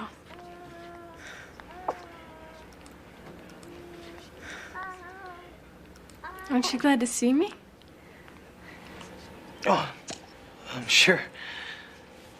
It's just that, we gotta practice.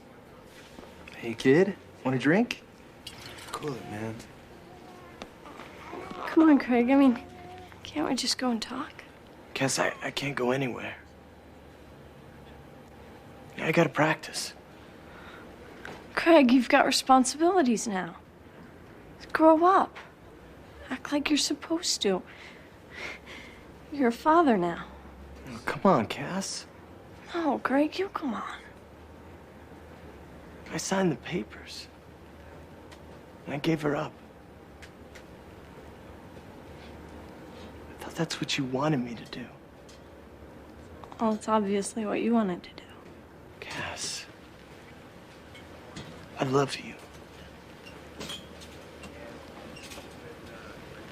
It's just that... What? It's just that there's things I want to do, Before I become a father. You already are one, Craig. Damn it, Cass. What are you doing here? I mean, what do you want from me? I can't do anything.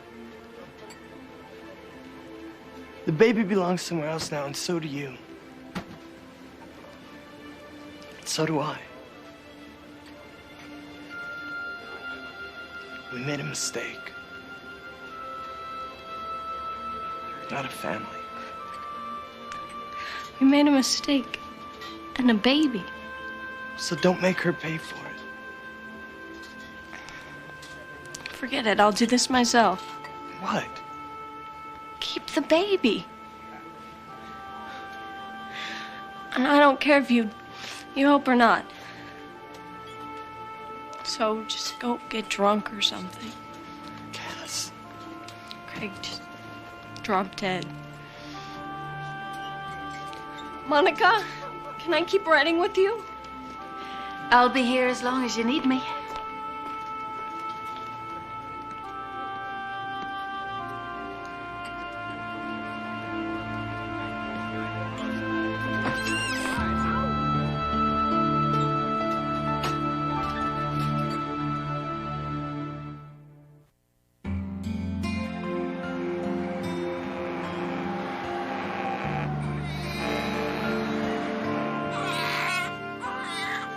Maybe she's hungry.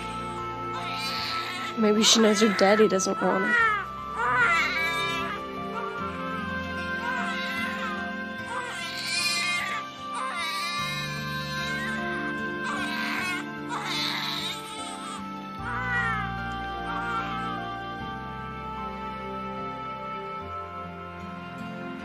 What's today?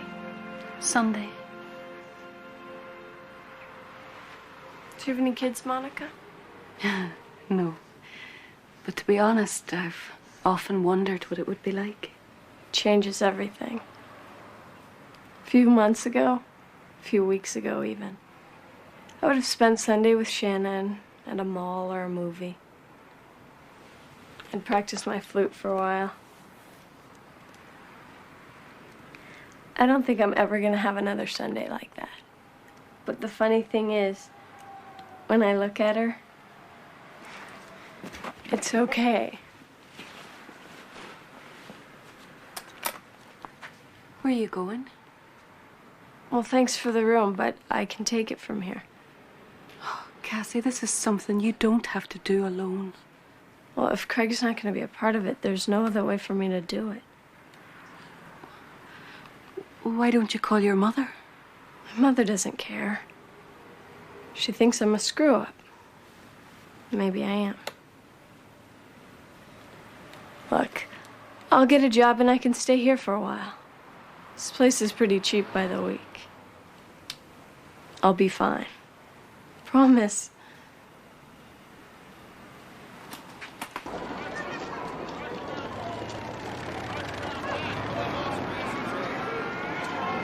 What is this? A flute? Looks kind of beat up. I'll give you $50 for it.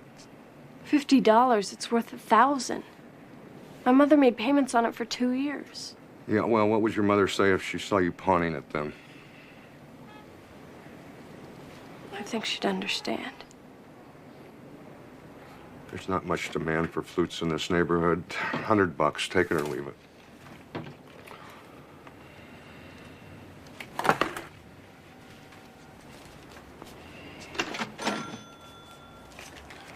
Little sister gonna miss hearing you play that flute.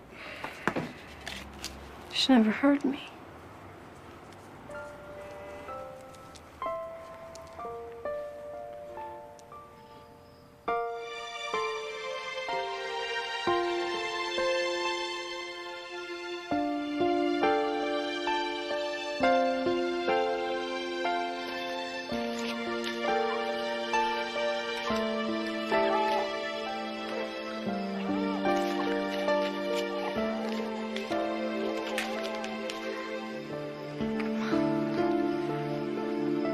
Well, it's not the Ritz, but it's a great view of the sign.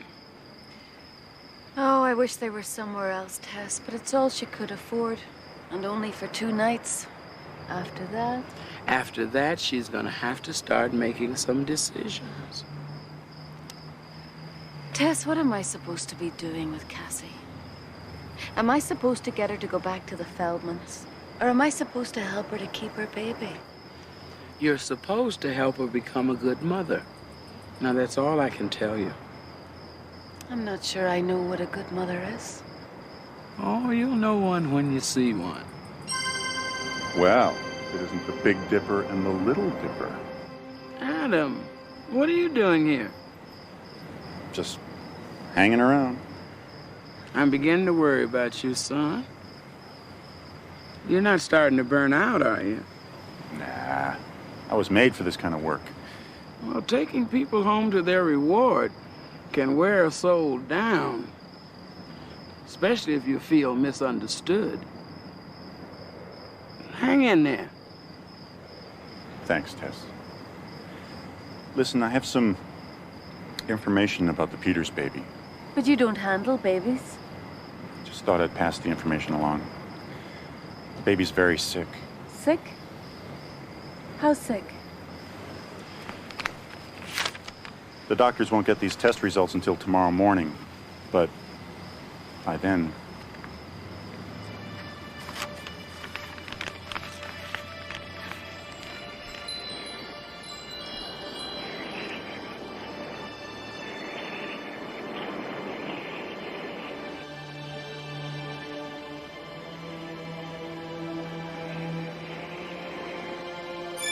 Cassie, wake up.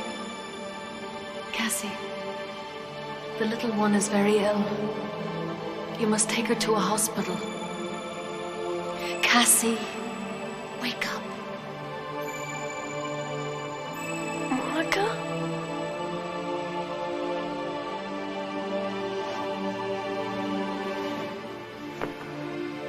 Oh, God. Oh, God, no. Come on, baby, wake up. What's wrong with you?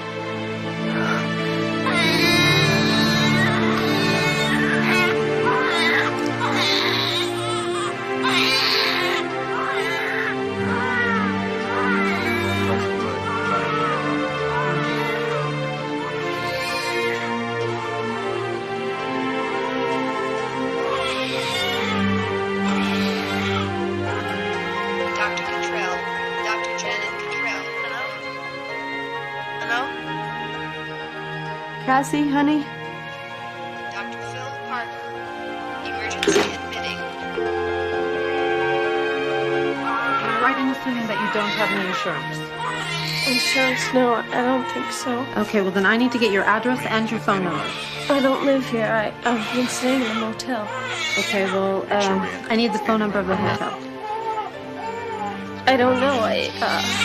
It's the Great Little Lodge. Get ready to the line. How about place of employment? I've been looking. Honey, do you know your blood type? No. Sit down. Roll up your sleeve. I'll need to draw some blood. Okay, are you an emancipated minor? I don't know. Well, where are your parents? I'm glad you got her in when you did, Miss Peters. She's a very sick little girl. Squeeze. Miss Peters, we think your baby has hemolytic anemia. What that means is you and your baby probably have different blood types. And your body has made antibodies against the baby's red blood cells. there were some new red blood cells, by transfusion, she could die. Die? You're very lucky you got in here when you did.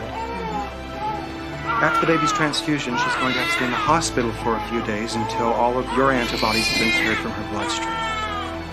The nurse is going to give you some consent forms to sign.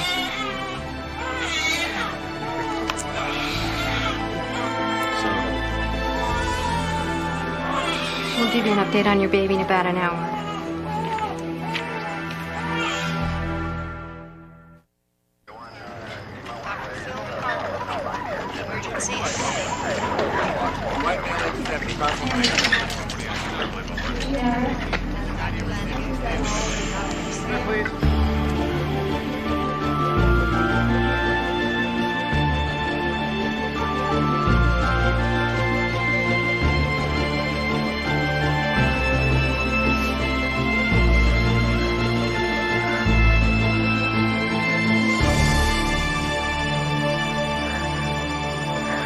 Monica? Monica? Cassie? Cassie? Monica. The baby. The baby. The baby's going to be just fine. She could have died because of me, because of my blood. I almost killed her. No, it's not your fault. You did nothing wrong, Cassie. And now you've saved the baby. How am I gonna take care of her? I never knew being a mother would feel like this. It's so every moment. I'm just a kid. I'm not a good mother. Cassie, you are a good mother because you know what it is to love your baby more than yourself. But how do I know the Feldmans are the right parents for her? Well, no one knows the future, Cassie.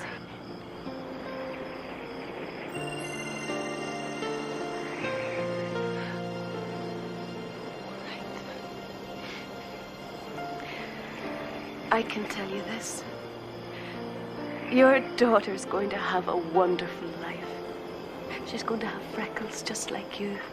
And she'll have skinned knees and maybe a broken arm. But she'll win the 4th grade spelling bee and she'll become president of her sophomore class.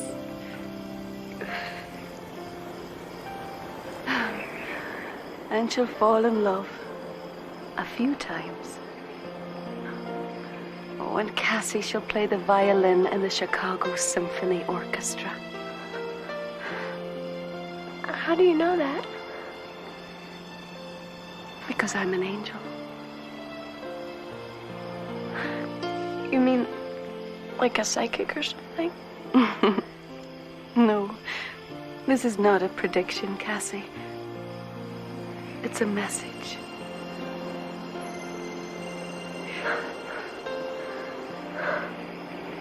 Do you remember when you were a child and you used to pray at night,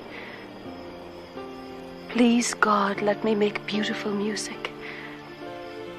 Well, that prayer will be answered for generations to come because the beautiful music, it started with you.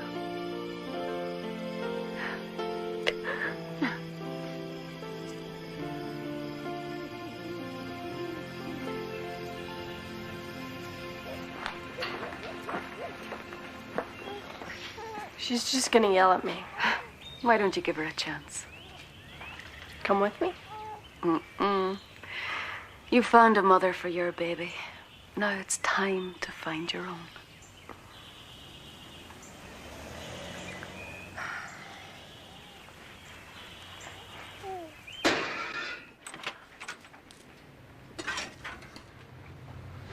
Mom?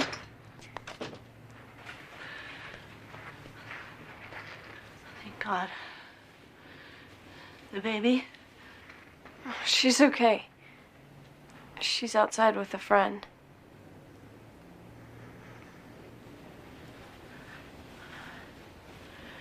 I've been making dinner every night, you know, just in case.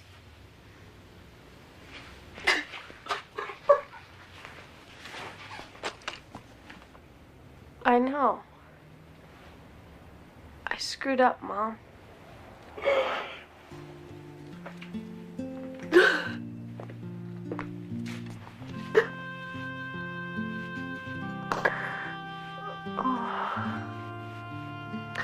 I don't know.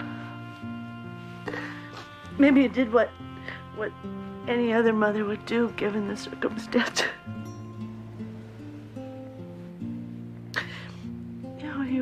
You'd made your decision. The Feldmans were there. Everything was planned, except for how you'd feel. That's the only thing that no one thought of. I'm sorry.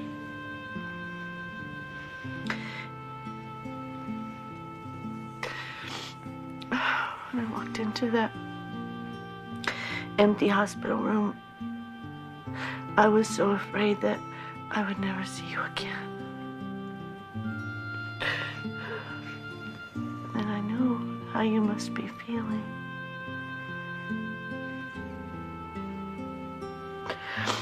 We both know that we can't keep her, Cassie. But I will never, never blame you for wanting to. Oh, Mama. I'm gonna miss her so much.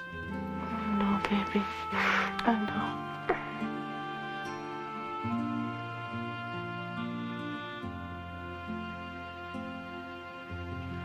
Baruch atah Adonai Eloheinu melech olam, שהחיינו וקיימנו והגיענו לזמן הזה.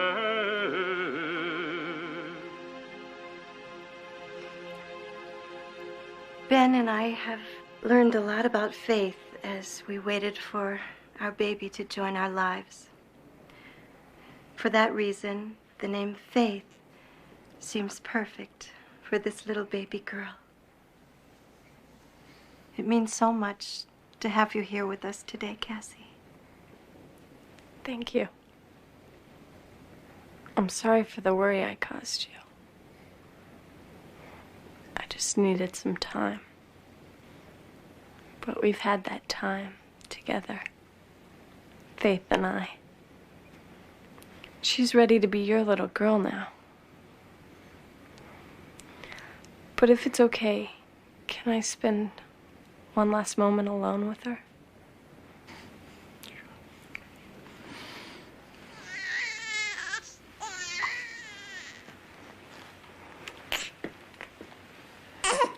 I'll never forget you. I hope not.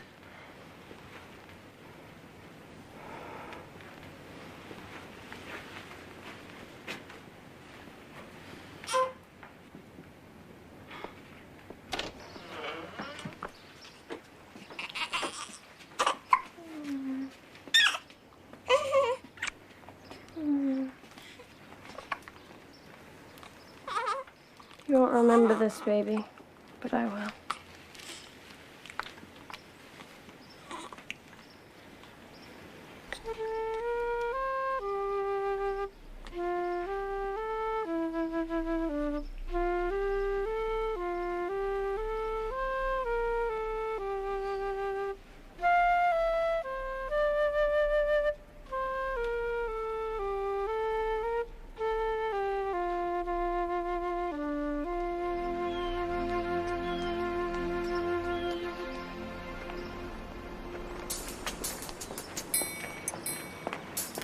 Then you got your assets, liquid and non-liquid, plus your odd dividend or two, and several very chancy global mutual funds.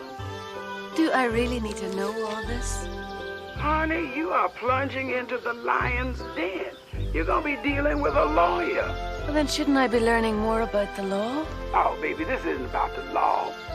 It's about a man who happens to be a lawyer who handles estates, wills, inheritance, the things people leave behind that they think are important. The poor fella lives in fear of anything that isn't signed, sealed, and delivered. Oh, Tess, I wish you were here. I've never dealt with a lawyer before. Well, get used to it. They make up a lot of our business. Now, I'm still going to be hung up here for a while with this TV anchor man. I'm having a devil of a time convincing him he's not the second coming. Now, get going, baby, and remember, God loves lawyers, too.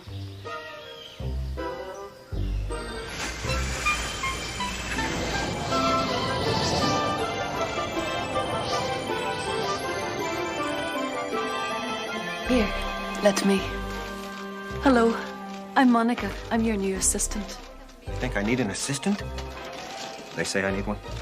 Oh my God, they're gonna fire me. I'm Charles Hibbert. They're gonna fire me.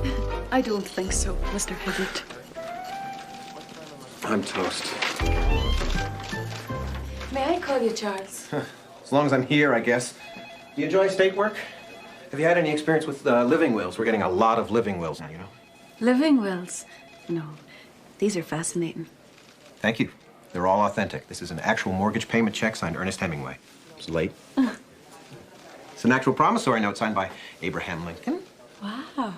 And this is my prize. Wait. Yes, Mr. McGregor. Did you make the final distribution on the Wellesley estate?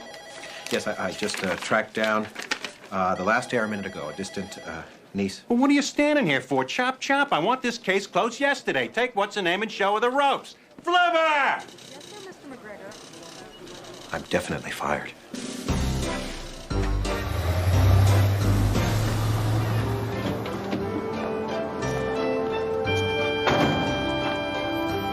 Boy, that was fun.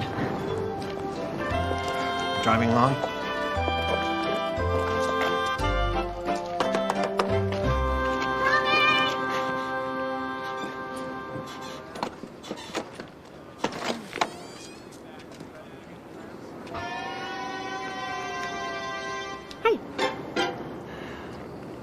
Robin Dunwoody? Yo. My name is Charles Hibbert. I'm a lawyer with McGregor and Will. We represent the estate of your late Uncle Wellesley. I don't have an Uncle Wellesley. Actually, you do. No, I don't think so. Want a grape? Miss Dunwoody, whether you remember your Uncle Wellesley or not, he remembered you in his will. May I see some ID, please? We have an Uncle Wellesley.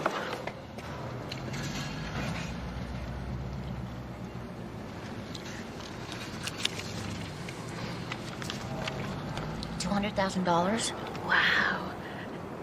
Wow. Please, sign here, please. This is like the best thing that's ever happened to me. I've got an uncle and $200,000. This is way cool.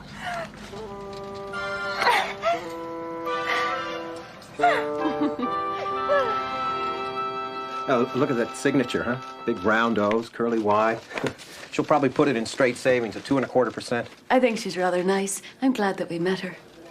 Well, I'm just glad I finally did something to get on McGregor's good side. Oh, Mr. Hibbert? Yes, Mr. McGregor. I'd like you to meet Robin Dunwoody. She's been out of the country until recently. Robin Dunwoody?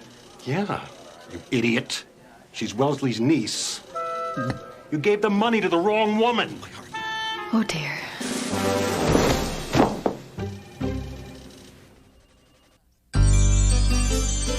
When you walk down the road, heavy burden, heavy load, I will rise and I will walk with you. I'll walk with you till the sun don't even shine.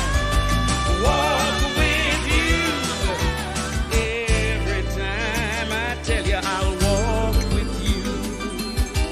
Walk with you. Believe me, I'll walk with you. Charles?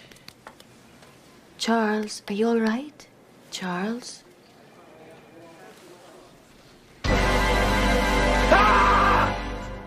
Oh, Mr. McGregor, I don't know what to say. I do. You're fired. Thank you. I'm going to sue you for every last dollar. Miss Dunwoody, please, let's not get precipitous. Can't we just stop payment on the check? It's been cashed. Oh, God.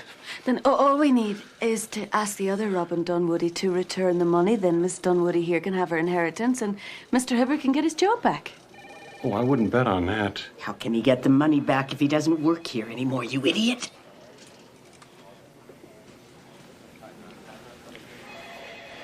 How do you propose to retrieve the funds, Mr. Hibbert? Well, just give us a chance. I can tell that Charles has a plan brewing right now as we speak. Get the money. You can have your job back. Thank you, Mr. McGregor. I assure you, nothing like this will ever happen again. Never in my wildest dreams did I imagine that another Robin Dunwoody would...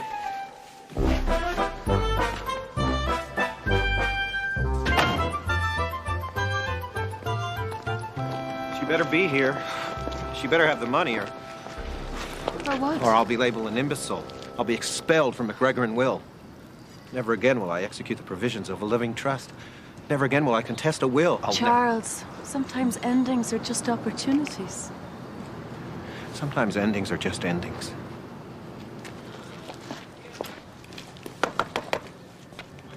Miss Dunwoody, I need to speak to you. It's urgent. Miss Dunwoody, it's Charles Hibbert. There's been a slight mistake. She don't live there no more.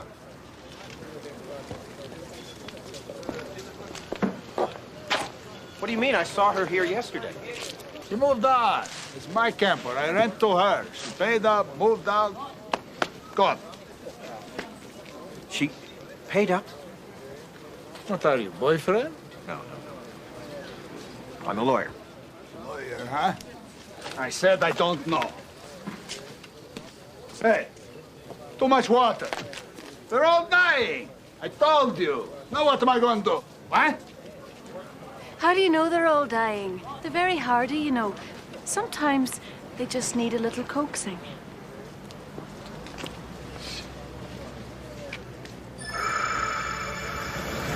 Dying is dying.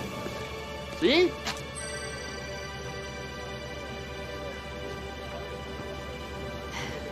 I bet a bunch of these would look nice in Robin's new place.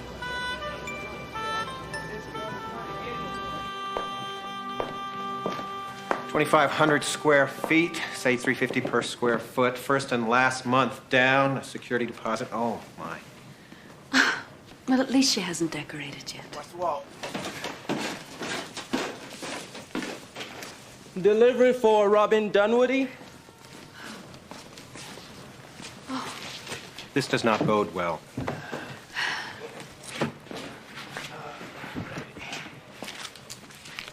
Sign here, please. Thank you.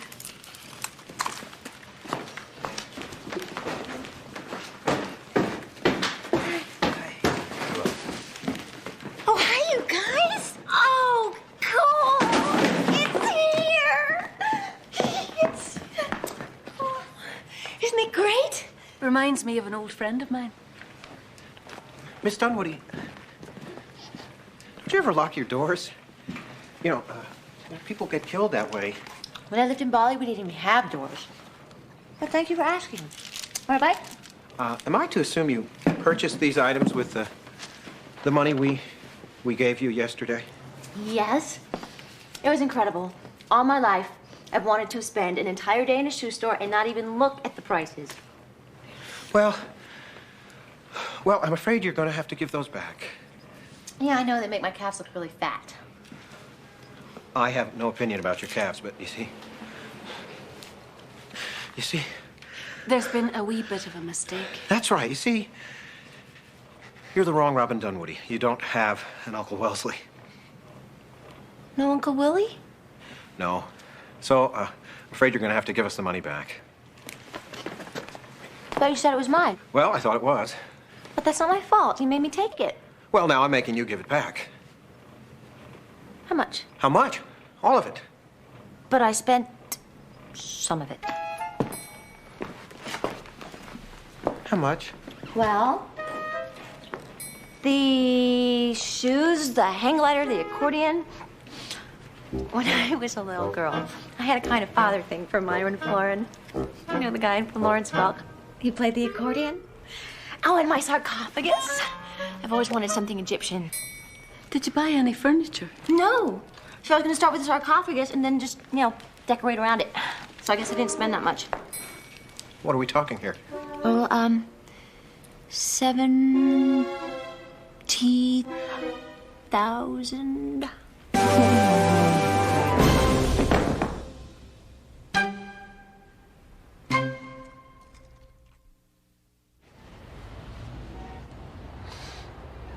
I'm not having a very good day. I wouldn't say that. You're doing fine. Would you like some chamomile tea? It's very good for the nerves. I don't want any tea. I want my $200,000 back. How about 130? I want it all. I want it all. I want my money back. I thought it was Uncle Wellesley's. You don't have an Uncle Wellesley. It would have been nice to have an uncle. Or something. Even somebody twice removed. I haven't had a lot of experience with relatives. Well, you're going to have a lot of experience with prison if you don't get that $200,000 back. Hey! You made me take it! God, I said I didn't have an Uncle Wellesley. You said, yes, you do. I said, no, I don't. You said, yes, you do. So here's the money. Here's the rest of it. You've been carrying this money around in your purse? What does it mean when it's faster than you can blink? Miss Dunwoody. Call me Robin. Robin, I know how disappointed you are, but you see, Mr. Hibbert really needs to recover the entire amount of money. I know, and I would give it back if I could, but I told you I spent it. Well, then we'll just have to return everything. Everything? Yes, everything. I need a hand to take the pain away. I can't think about yesterday. I wanna see which way to go. Just get me to tomorrow, Sunday. I'm gonna find my way out.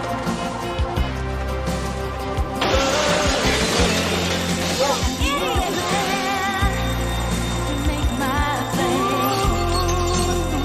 Get me to the next day. Got to see the way to go.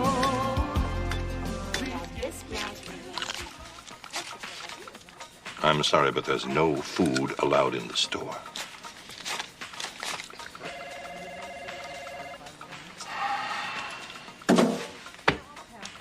How on earth could one person buy so many shoes, so many ugly shoes? I cried because I had no shoes until I met a man who had no taste. Who said that? I did.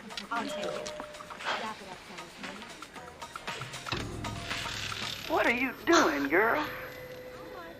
You're not going to start prancing around in these sexy things, are you? No. Tess, isn't it amazing the different ways people think of to protect their feet? That's nothing. Look what they think of when they start trying to protect their hearts. Charles? Poor dear. I can't even see his heart from here. Then you just got to get closer. Let me see that one. Which one? Over there. That little red number. I could really do some damage in that. And 4. There you go, $1,254.62. Wait a minute. There's a pair missing. Oops.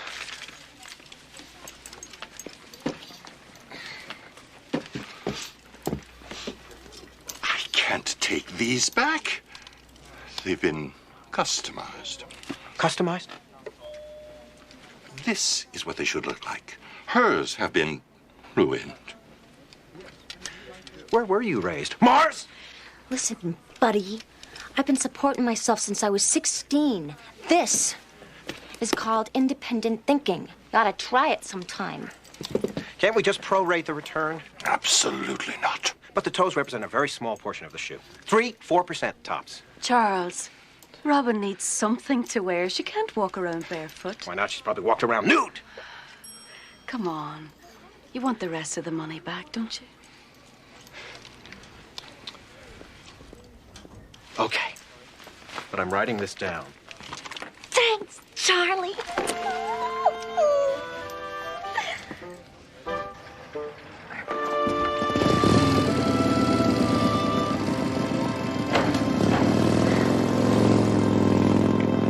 that building over there? Yeah? I was gonna rent that. Go into business. Oh, dear. Maybe someday you still can. What will it be? A combination laundromat, disco. You know how single people are always going to laundromats? I mean, what better place to meet other singles, right? You have a drink at the bar while you wash and you dance while you dry. I was gonna call it splash dance. Why don't you just call it Dance and Dry? Oh, that's cool. I'll think about it. What could you have possibly bought here? Nothing. I paid off my ex-boyfriend's bookie. Maybe Smokey will give it back. Bookie? Maybe we should just forget about this one. How much did your boyfriend owe? $17,000. $17,000? Yeah, $17,000. Hey, Smoke Man. Hey. Who's the new boyfriend? I am not a boyfriend. Robin, you married this? He's not my husband, Smokey. I just came to get my money back. You got anything to eat? What do you mean back? Well, you see, the money wasn't really hers, so it wasn't really hers to give away. So that's supposed to make me give it back? You know, bookmaking is illegal. So is putting jerks in comas. Tell you what. One game, stripes and solids. Give me a break. Oh, come on. Just a friendly game. You don't seem very busy. I would have taken you for a lot of things, Mr. Smokey. The chickens and Okay, babe, you're on. your break. Solid. Just trash and solids.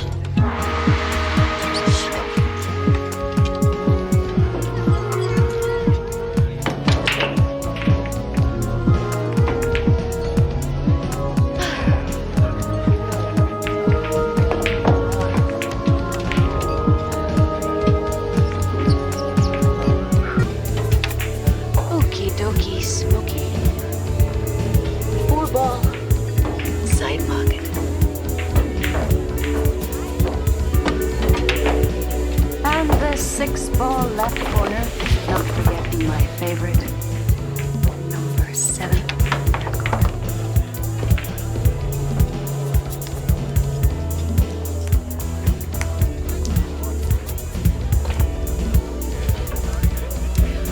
One and 3. Into the corner, into the 2, opposite corner, into the 5 side pocket, kissing the 8. What are you, delusional? The cue ball's blocked by the 8.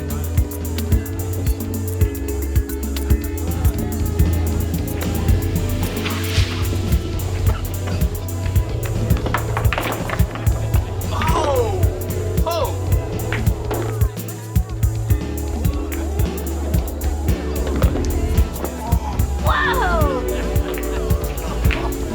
Where did you ever learn to play like that? Well, I once worked in a pool hall as a sort of security guard. I've been looking for a woman like you. I'd give anything to learn how to make a shot like that. Really?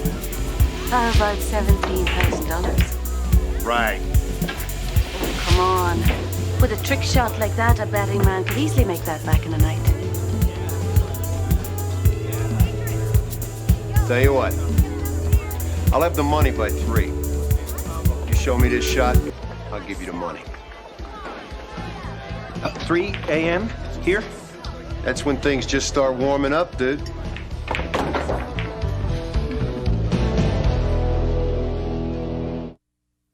Touched by an Angel will continue.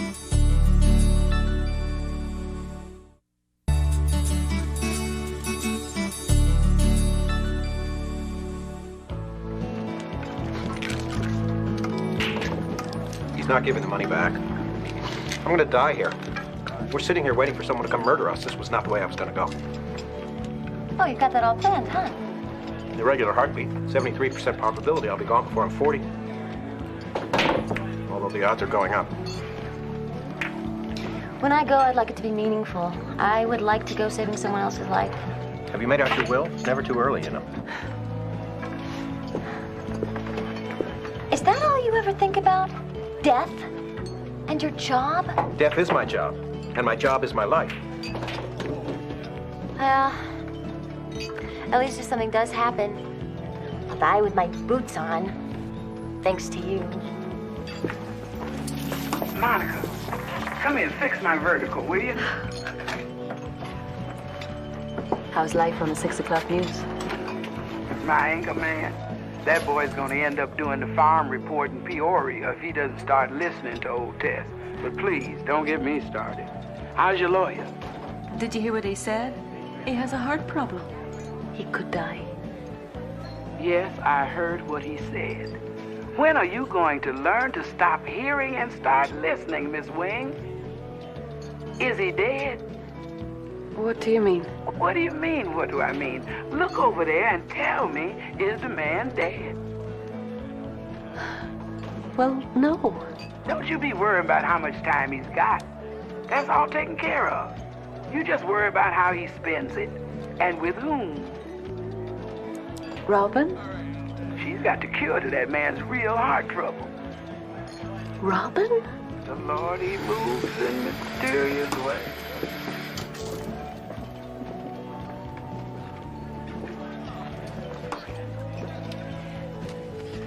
You know, I was thinking that there's no need for us to stay here until 3 o'clock. Maybe you two would like to go someplace, have a nice dinner, and we could all come back later. Well, once I leave, I don't know if I could come back. Oh, come on, Charlie. Let's get out of here. Go someplace nicer.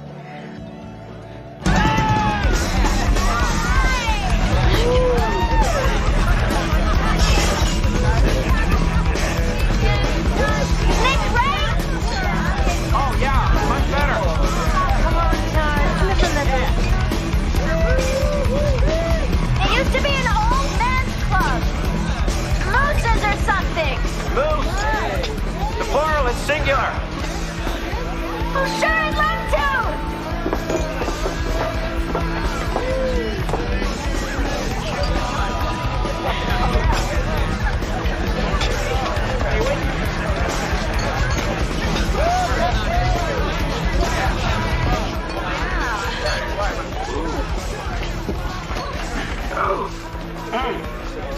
I can't help but wonder which one of those kids I'm going to see later in Traction.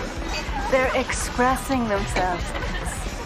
Whatever happened to the gavotte and the minuet? You remember the minuet? 1, 2, 3. 1, 2, 3. Bow and curtsy. Kept the hormones in a state of perpetual anticipation. Now that's my kind of dance. Of course, in his case, maybe he ought to do a little less anticipating and a little more expressing. He will. I hope.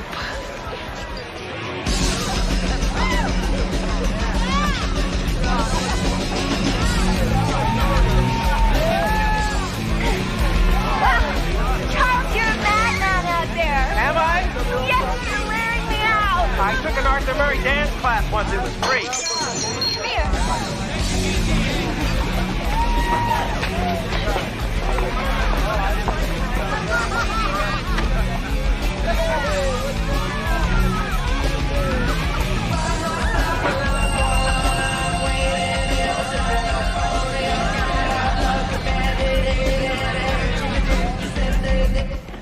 That's better.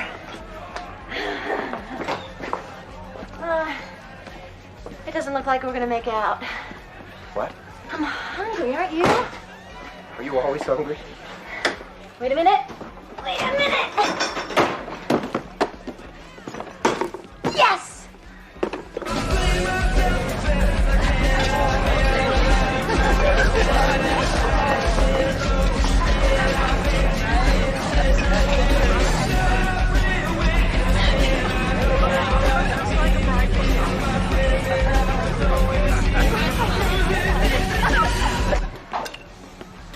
1959. This is really old. Not as old as the cheese. So just have the wine. Did you do the honors? Can I ask you a question? What do you spend your money on? Because I know you don't spend it on going out to clubs or on clothes Or sarcophagi. Sarcophagus, Latin, plural, suffix. You think I'm nuts? I think. How could you spend $17,000 to pay off somebody else's debt? Okay, I never picked the right guys, and Tommy was definitely one of the wrong ones. But this time, I even picked the wrong horse. Randy Robin. And Tommy lost. So I paid it back. Sometimes you just gotta do what feels right.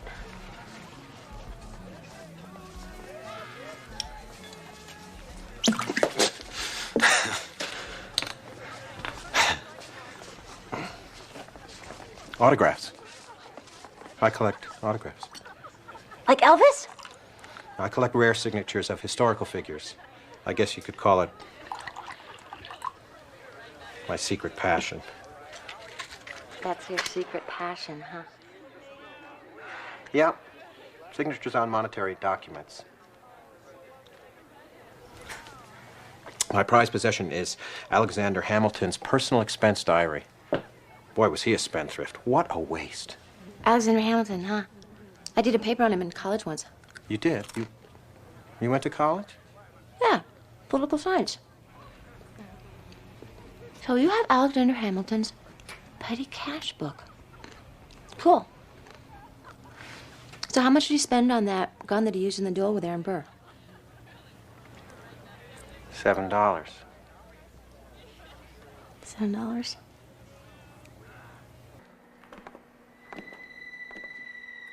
Hello.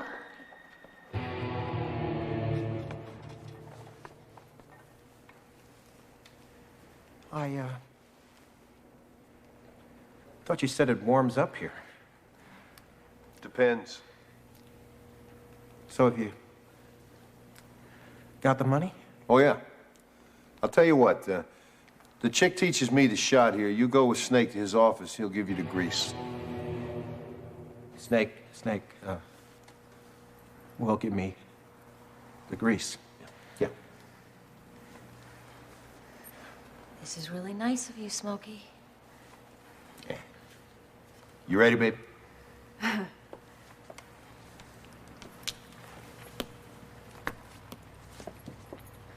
I'll just go transact my business with Mr. Snake.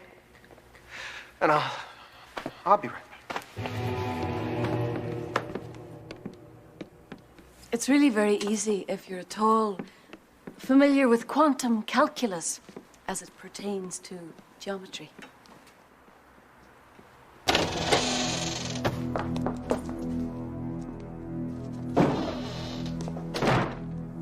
This is your office? This is where I transact my business. I'm never gonna see that $17,000, am I? Snakes. Interesting name. What was that, Welsh? Hey, you don't want to go in there. Oh, but I think that I do.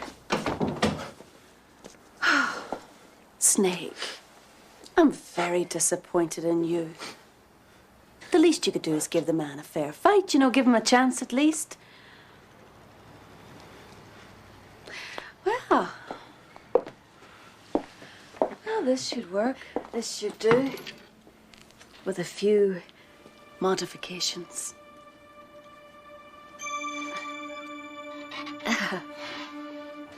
It's a shame that we have to go through this at all, considering that Robin's boyfriend never really owed $17,000 in the first place. Did he, Smokey? Randy Robin didn't lose the race. Where is the joy of winning if you have to cheat, Smokey, huh? You know, I think that ought to do it, Charles. Unless, of course, Smokey here wants to hand over the money. think you'll find it in your back pocket.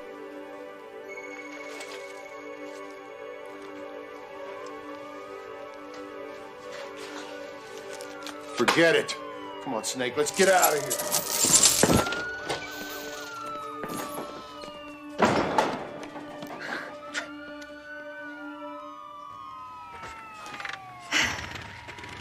I told you, I used to be in security.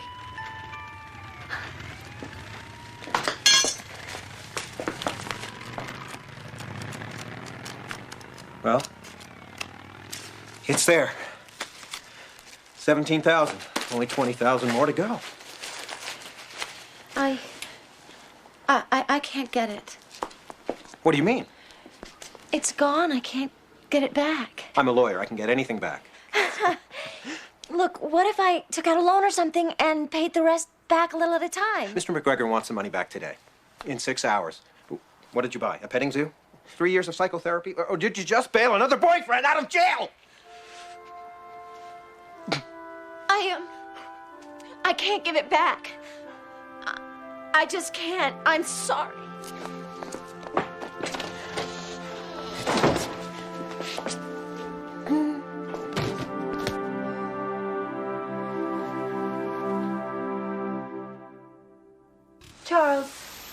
Charles. Cutting it a little close with that Snake man, weren't you? I know. You know I saved your little angel butt with that police siren? That was you? Nice touch.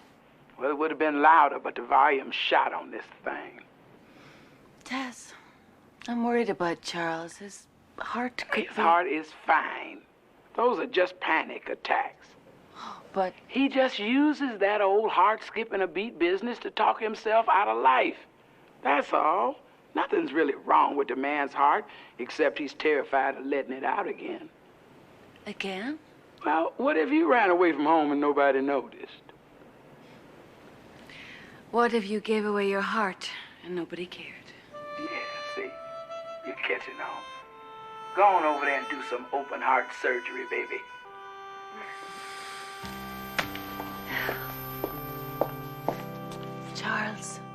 Charles.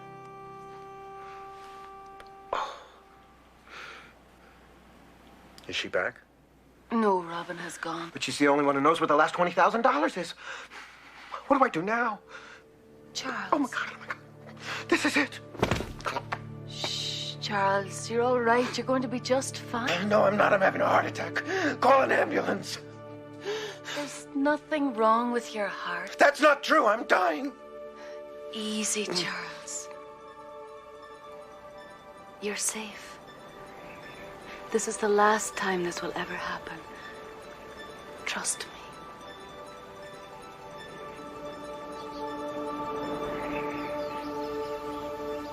This isn't one of those near-death experiences, is it? In a way. But where's the tunnel? Did I miss it? You weren't that close to dying. And you're... An angel. That would be consistent with my experience. And what you said about my heart? Is true. You're fine. I'm not dying? No. All your life you've been afraid of life. And if you hadn't convinced yourself that you were dying, then you'd decide you were too fat or too short or too anything as long as it could convince you to hide. But God made you, Charles, and he knew what he was doing. You're not too anything, except almost too late.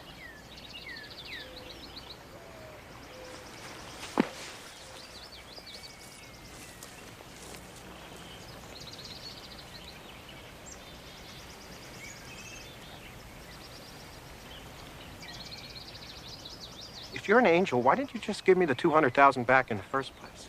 That would have just saved your job. I'm here to save the rest of your life. How? Share it with Robin. Robin?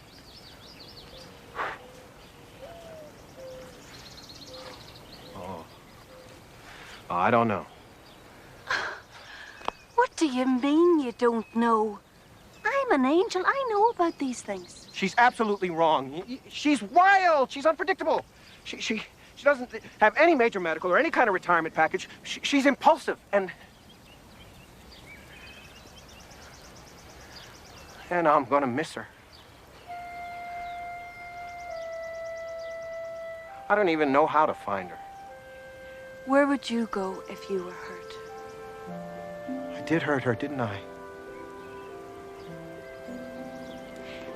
Do you remember the Christmas that you ran away and a nice lady came and helped show you the way back home? You? No, my friend Tess, but can you remember where she found you? I was hiding in my secret hiding place under the 11th Street Bridge. Everybody has a hiding place.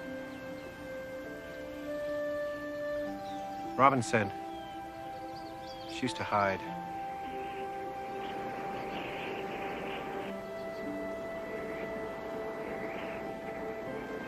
That's it.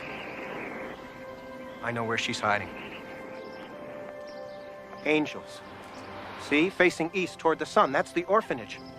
She said she used to crawl out the window and sit with the angels and watch the sun come up over the coffee pot, over there. See, that new building? There used to be an old coffee company there with a big billboard on top with a coffee pot that poured real coffee and had steam and everything. That's where the sun would rise. Come on. Oh, of course it scared us half to death whenever we caught her up there with those angels. I don't know how many times we forbade her, but, well, Robin has always been a headstrong young lady. I can imagine. Have you... And as I remember, she even named them. There was Mo, Curly, Larry, and Shemp. Shemp was her favorite. Yes, well, have you seen... Oh, what a joy she's grown up to be. She does volunteer work here, tutoring mostly. But she plays with the younger children and helps in the kitchen whenever she can. Have you seen her lately? Just yesterday. She came with an answer to our prayers. $20,000. Enough to remodel our kitchen and keep our lunch program going, which we desperately need. What a blessing that must have been. Oh, it was a miracle. It was Robin.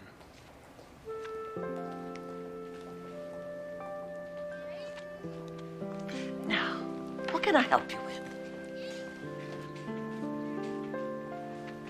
Well, we were just wondering if Robin... Well, actually, we don't need anything. Thank you, sister.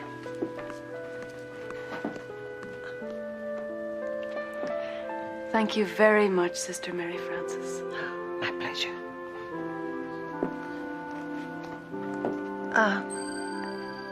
Have we met somewhere before? Charles, where are you going? I don't know. I don't care. You were wrong. God was wrong. She's not the right kind of woman for me at all. What kind of woman gives away $20,000 like that? A great woman. A really great woman. Too great for me. No, I don't believe that. And neither does she.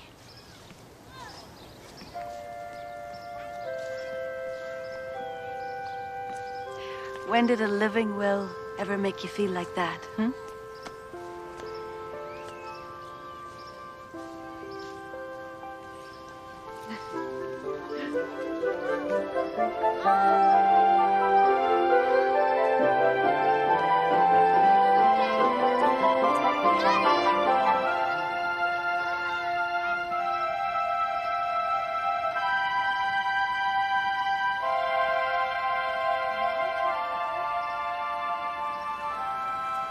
Which one is Shem?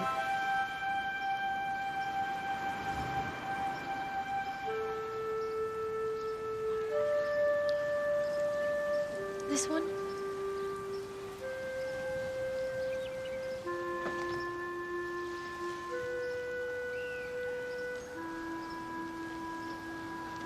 I'm sorry about what I said last night. I didn't mean it. I just got scared. I don't blame you. You could lose your job. Doesn't matter. I'm quitting.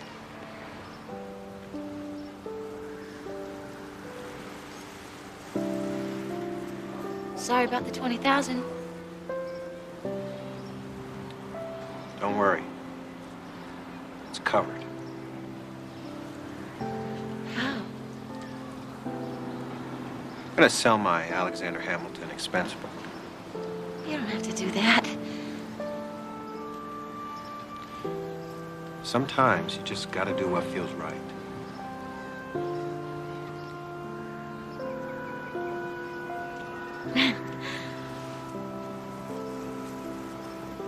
Wow, it's worth 20,000, huh? Actually, it's worth 40. So, I thought I'd use the rest of it to open up the Dance and Dry.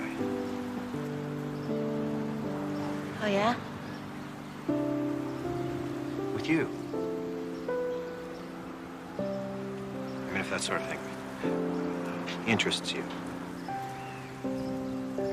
There's sound reasoning for it. On the other hand,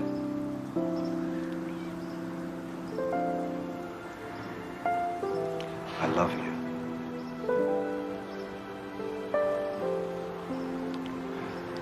I love you. I love you too.